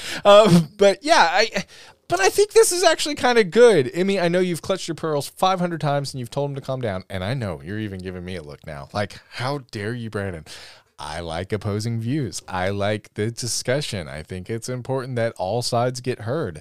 And there is a majority of fans that feel, not a majority, excuse me. There is Did you put him up to this? I did. I just was ready to set the world on fire before we got on out of here. But I think there's a portion, excuse me, not a majority, a portion of fans that feel this way. I know people feel fatigue with it too. I work with somebody who has Doctor Strange tattoos. Like the Darkhold, all these Doctor Strange. She's like, I haven't seen the last like 2 years of Marvel because it was just too much. I just couldn't keep up with it, and it was also it just never felt fully connected. So I didn't really care to keep watching it, and diehard Doctor Strange fan. I mean, sorry, someone who's gonna tattoo Doctor Strange all over you, and you're just like, I really don't care what the future of the. It's tough to hear. It is, but I do think it is not just Derek. I think a lot of people are like, one, the fatigue, two, the quality has gone down for certain people, and I mean, Rotten Tomatoes kind of supports that. We have seen a lot more lower scores. We've seen a lower box office. It does lend a hand. It is now some are rooted in just stupidity and vitriol, which is not valid in my opinion. But there are just some genuine people that really are. This is just not good. Not a big fan. So I don't know. I'm enjoying this, and also Emmy's just losing her shit, and I'm enjoying that too. So yeah, Emmy. Are tattoos permanent down there? No, they're actually just 2 days. Yeah. Oh, okay. So they're 2 rub-offs. days. Yeah. Rub-offs. Is that what you call temp tats in Canada? Rub-offs? No, I made that up now, I'll be honest. Okay. Yeah, we call rub off something completely different. That's very different. Stuffed crust pizza, if you know what I'm saying. Expensive. Good Lord. No, for that I don't agree. I don't agree. Okay. All right. That's fair. And I was trying to jot down notes as quick as I could, and all I got was Kang and then an arrow that leads to nothing because I couldn't write down stuff quick enough. Like, he made some comment about how like he didn't understand where Kang was going, or it was something like that, right? Am I wrong? And I just like I see right. I see the vision. I trust the vision. I trust the process. Stop! I'm done. Oh no, guys, are we gonna be a cult? Nope. Here we go. I have watched can we? No. so many No. like cult documentaries. No, we are not starting a cult. No. Damn it! Emmy, But like, No. if I wanted to, I could. I told you, Emmy, the first rule about making this podcast, you're not turning it into a cult. Stop. You're not no cults. No cults. And you said, I'm not going to. I said, not when you think. but not where you think. I thought, For our rogues I thought at ABINGERSpodcast.com. yeah. Cult.com/Bingers Podcast. There you go. Join our cult today. Here's some more Derek. It really stinks because I love Marvel and I love these heroes. I love the actors and actresses that are in Marvel. And it's just like the writing and the directing that is pulling it down for me. And I hate that because they've got some great, great people in this universe as far as the actors and actresses go. But it's still so hard to have faith in them because no matter how good the acting is, if the writing's not good, if the execution of the way the rest of the movie is done outside of them is not good, they themselves cannot hold the movie up. They can definitely be the bright spot of the movie, but they can't hold the movie up on their own. And the shows, most MCU fans that you talk to will have about the same top 5 Disney Plus shows. And why? It's because there's only been about 4 to 5 solid Disney Plus shows. And then there's a major drop-off in quality. And that sucks too. Like, I know that they're looking to do those more like TV shows, and they've hired some people to kind of change that up. So I'm hoping that that'll fix that, but I don't know. The future of the MCU, I'm worried. Because like I said, now I'm walking into a Marvel movie almost expecting it to be kind of subpar and hoping that maybe the movie that I'm seeing that particular time will be an outlier. So it's kind of flipped on me here. And the directors lately and who they've talked about bringing back do not instill confidence in me. Sam Raimi. Sam Raimi. I knew Sam Raimi was do not like Sam Raimi. I did not like the Tobey Maguire Spider-Man movies. I did not think he did a good job in any of those movies. So when I heard he was going to be the director of Multiverse of Madness, I still stand by Spider-Man 2. Fantastic movie. Spider-Man 1 was good. Spider-Man 2 1 is good as well. Fantastic. It's like Batman Begins and Dark Knight. And Dark Knight Rises. Yes. And, yes. yeah. Oh, that's such a great way to put it. I completely agree with that. Yeah. I like Sam. Wait, was that him too? No, but like just like the second one was better than the first. The first was good. Nolan. And then it was great. And then it was Christopher Nolan did the Dark Knight trilogy. Oh, yeah. Sam Yeah. Raimi did I'm sorry. He's just comparing the quality of the trilogies and how they kind of go like a bell curve. Okay, all right. I'm sorry. I was I'm writing done. stuff down and I'm Amy, trying to. Swear to God, just trust the process. I knew Trust this the comment. process. I knew that this response from Derek was eventually coming. I thought it was like during one of the Avengers Assembles things we did the last month because he said some shit was coming that no one was going to agree with. And I was This like, is it. when? This You is didn't even it. say something that bad last time. Yeah. Oh, here it is. And yeah. Pretty negative. And I We got ask you to drink some positive tea. All right. Here's some more positive tea from Derek. No, I don't think it is. Bring it, Multiverse Derek. of Madness, Bring I it. was like, fuck. And then he fucked it up again. And then you hear that he didn't even bother to do research into the characters that he was directing and writing for, and that Making pisses a good you off even point. more. Making a good point. And That's a good now you point. want to put him as the director for both Kang Dynasty and Secret Wars, Rumored. 2 of the biggest events Just in Bullshit. Marvel Rumored. Comics. Gotta And you're be. going to put that fucker in charge? Sorry. He gets me fucking heated. And I fucking hate that. Why are you putting that person or thinking about putting that person Just remember- in charge of something that's so big? Just remember These events, if Not- you're not going not to do confirmed. them right, don't do them. Not confirmed. Okay? Don't do it. If you're not going to put everything you have into Bad building Kevin. toward these events and Bad into Kevin. the execution of them, don't do them. The Russo brothers, someone correct me if I'm wrong here, and maybe you have some extra ones to add on here.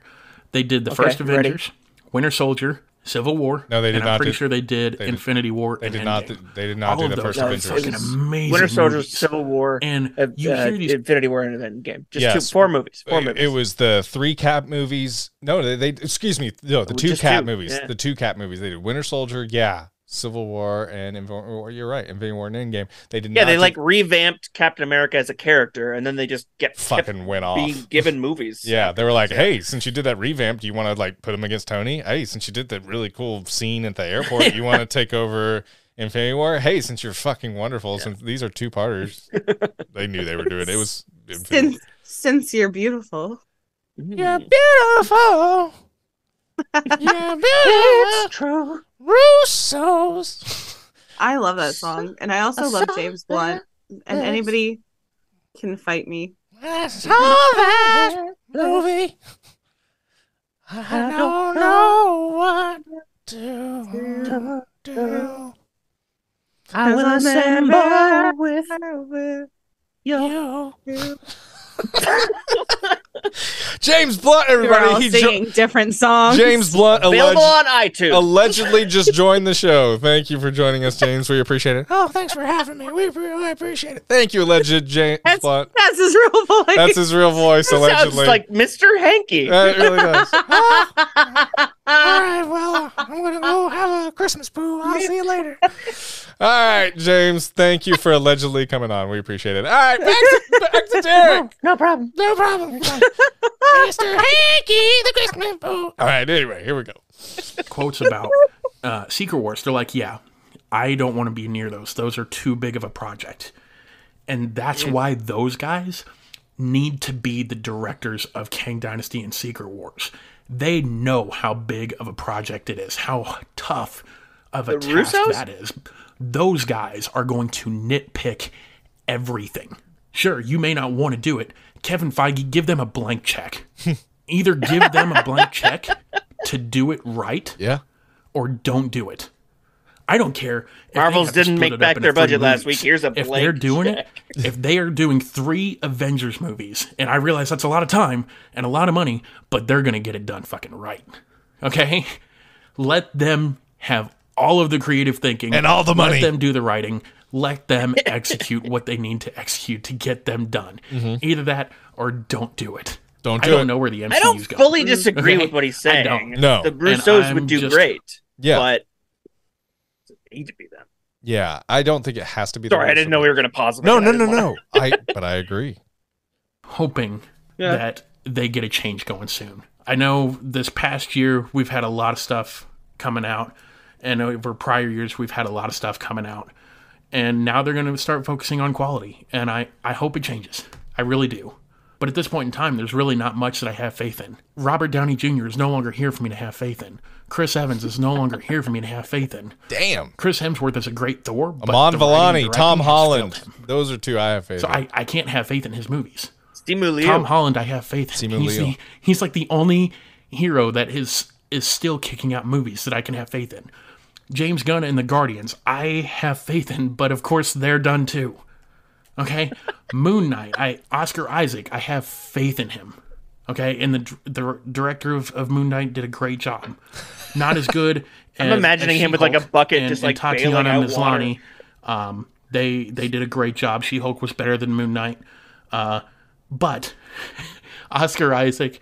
That's a and hot take. did a She-Hulk is better than fantastic Moon job in that role. Wow. And all I right. would thought love to that. see him in more. But also at the same time, I already talked about it. Just because he nailed it doesn't mean that the directing and the writing won't fail him in the future. And even one of my favorite fucking heroes, and I don't know that I would trust it, and that sucks. Like, I loved Shang-Chi. I don't know that I would have faith in a second Shang-Chi movie just because recent history of Marvel has taken that away from me. I need a flip from Feige. I need a flip from the MCU. And I'm just going to leave it at that because I have talked long enough. Have a good night, everyone. I'm looking forward to hearing everyone's thoughts. Holy shit, mic drop. My goodness. Halfway meet him on the fact that the Russo brothers would be badass in whatever they did next. I believe that. Yes. You know who the last 2 or the next 2 Avengers movies should go to? John Watts, Ooh, the director of 100%. No Way Home. No Way Home. Ooh, okay, Dope. okay. Yeah, Because he juggled a shit ton of characters Well, in that movie. Wasn't he and I supposed to think be this is- Fantastic Four and then he pieced out on it? I thought he was supposed to be. That's what I think was supposed to happen. Can't remember who's directing Fantastic Four now. I think it was Did supposed he to be though. John did he Watts. piece out on it? Yes, that's what Or I did heard. somebody piece him out of it? I wouldn't think someone would piece him out unless there was something completely behind the scenes. Because in front of what's happening, that on paper, Oh, No Way Home. he's put out made huge money. amazing work, and it was good. Yeah. it was really Yeah. good. I don't think it. I don't know. And I know there was the casting and there was a lot of things that were kind of floating with Fantastic Four, but John Watts, Pretty sure. Matt Shackman is now directing, and he directed WandaVision. So I have faith in Oh. that. it's still in good hands. Yeah, Yeah. It's still in okay. definite good hands. I have faith in that for sure. So Yeah. no, I'm down for that. yeah, I knew it wasn't like that they found someone completely out of the Mhm. MCU. They picked someone who'd done a successful job on Mhm. something else, but I did not remember that John Watts was given it to begin with. Yeah. My goodness. Damn. Damn. I will agree with Derek's point about not liking Sam Raimi. I think that he should be banned from all MCU products. You showed Fucked up, bad. Sam. Yeah, you fucked up, and you should be banned from all MCU projects from here to A lot forever. of people liked Multiverse of Madness, though. I was looking at the audience score on Rotten Tomatoes, and it was like 85%. It's pretty. Really? Yeah, Multiverse of Madness is Even not- my most recent time watching it, I told you guys I pretended that WandaVision had like a sequel Yeah, where it was like her getting Mhm. into the Darkhold, and then I somehow enjoyed Multiverse better. yeah, There were parts I liked that Sam Raimi definitely had his tentacles on, but he His still little should have thing watched he's all in. WandaVision. He still should have just checked it out. yeah. I Yeah. agree. Yeah, 85% audience score. That's crazy, and 73% critics. Still fresh. I mean, Multiverse of Madness was not berated. I know we are on a Sam Raimi kick, and that was where we could agree with Derek. But at the same time, it is not a universally hated movie at all, or at least the numbers aren't showing that. So People are interesting, Emmy. They're interesting. interesting. That's a good word, because I was going to use some not nice words. No, people can have their opinions. It's Good all save. subjective. I couldn't tell. It's all subjective. It's all subjective. It was a really nice save. Yeah, but yeah. Okay. Writing and directing, pulling it down, and like the actors can't do anything to, like, if it's a bad story. That was a point that Derek was making, that if it's a bad story, the actors can't really do anything to pull it up. And you know what? Honestly, Multiverse of Madness might be a great example of that. That I didn't think that the story was fantastic, but the acting was not bad. Yeah. Yeah, the acting wasn't the worst part No, not at all. at all. I agree. And I think to that point, though, there are some actors that can lift it. And they do maybe a subpar story. They make it into a good story, or into a good story into a great story. I think Robert Downey Jr. was incredibly collaborative. And you're saying, well, Yes. Robert Downey Jr. is not in the MCU anymore. That doesn't mean that an Vellani or a Tom Holland can't do that either, you know, and they're currently in the MCU. You know, and I would even argue that yeah, Wakanda Forever had a good story, yeah, but had incredible acting that Yeah. pulled it further next out of notch. just an okay script. Yeah. You Yes, felt every yes. bit of their emotion because they had their whole hearts into it because of obviously the circumstances, but What just they gone through. fantastic movie, and great point. And I really do believe, you know, I think that the MCU will continue to surprise us, and there will be actors that will continue to surprise us and lift these stories into different ways. It does sound like with Derek, his trust has been broken with a lot of projects. He doesn't really see much of it. And truth be told, that's not too far-fetched from some folks that do watch the MCU. It's like, it's just not that, you know, until they show me something that or I don't think it's even, hey, show me a good movie. Because Guardians 3, good. No Way Home was good. But I think they want the consistency again. Show me the consistency and the overall big picture and how it all ties together. And I think some of that's lost for folks. And that's what Marvel, especially taking that step back to focus on the quality over the quantity, they have to really get back to that consistency and that amazing, oh, you need to go see this movie. The Marvels, as great of a movie as it is, and I really like The Marvels, I think it's 3 amazing characters and a decent plot. Decent plot, but 3 fun characters. But if you miss the movie, are you missing anything from the overall picture and narrative? Are you? I'm not saying, oh, you're missing a fun 2-hour movie. It's fun. It is. But people used to watch it because, oh, how does this puzzle piece fit in the larger narrative?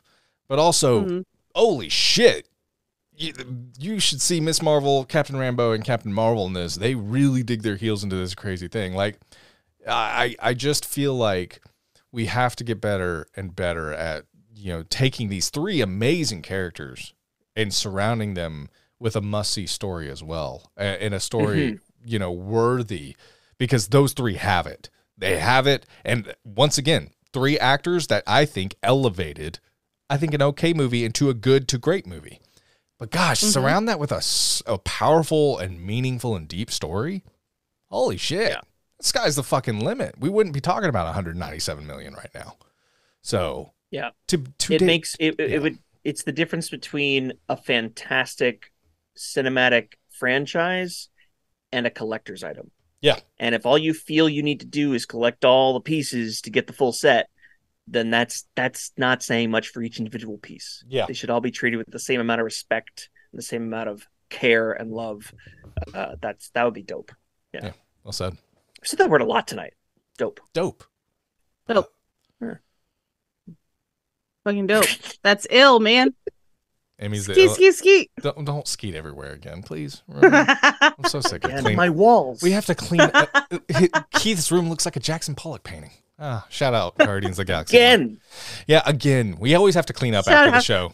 Shout out to our friend Guardians Jackson of the Galaxy. Pollock. And Guardians of the Galaxy. Imagine I just turned the light in the background blue and it's like just glow light. Just straight up skeet everywhere. It was the SNL when who's the one it's not Harry Styles, but the other one, Timothy Chalamet. Chris Farley. No. Yes, Chris Farley. God. That wasn't who you were confusing with Harry Styles. That's who I confused with Harry Styles. Timothy Chalamet was on SNL, and they did like a skit where he was coming up with, he was like, skeet. Oh, you capping. Bro. Eat. Oh, you capping, bro. I saw that clip. It was all over TikTok. Oh my God. Drip, water splash. Drip, water splash.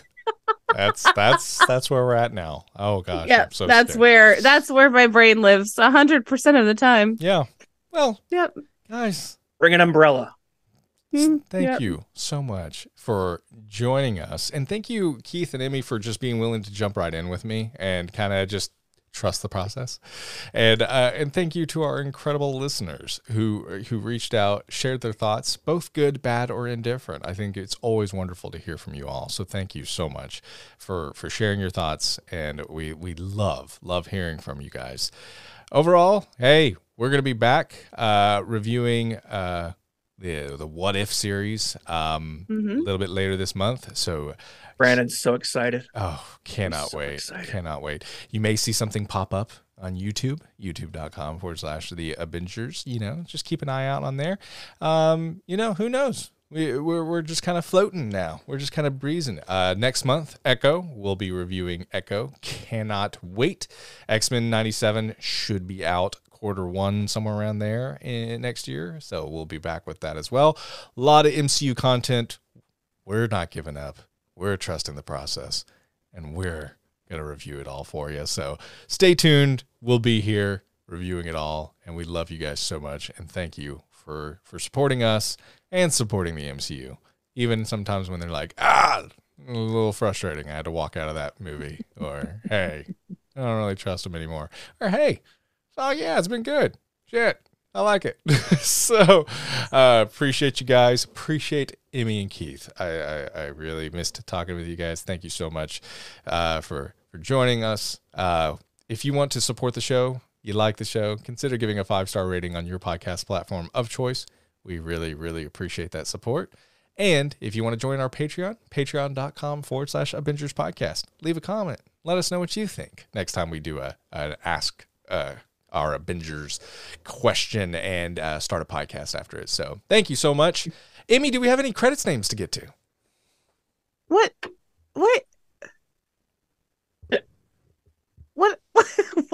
That's a no. What? I think I broke Emmy. I think her brain's just not computing. It's like, what? Didn't watch a show or movie. I don't understand the credits. I don't understand. Trust the process. Trust the process. We have our lead marketing person Trust the process. Trust the process. Shout out to you. Yeah. Dutch. It's nice. Guys, we're going to head on out of here. Keith, any final words before we call it a show? Derek, we're going to have some words later. I was using this cup because my alma mater just won the MAC championship. So let me sing our fight song to you all. Love and honor to Miami, our alma mater grin. Proudly we shall ever hail thee over all the land. Fight, fight, fight. Love and honor to Miami.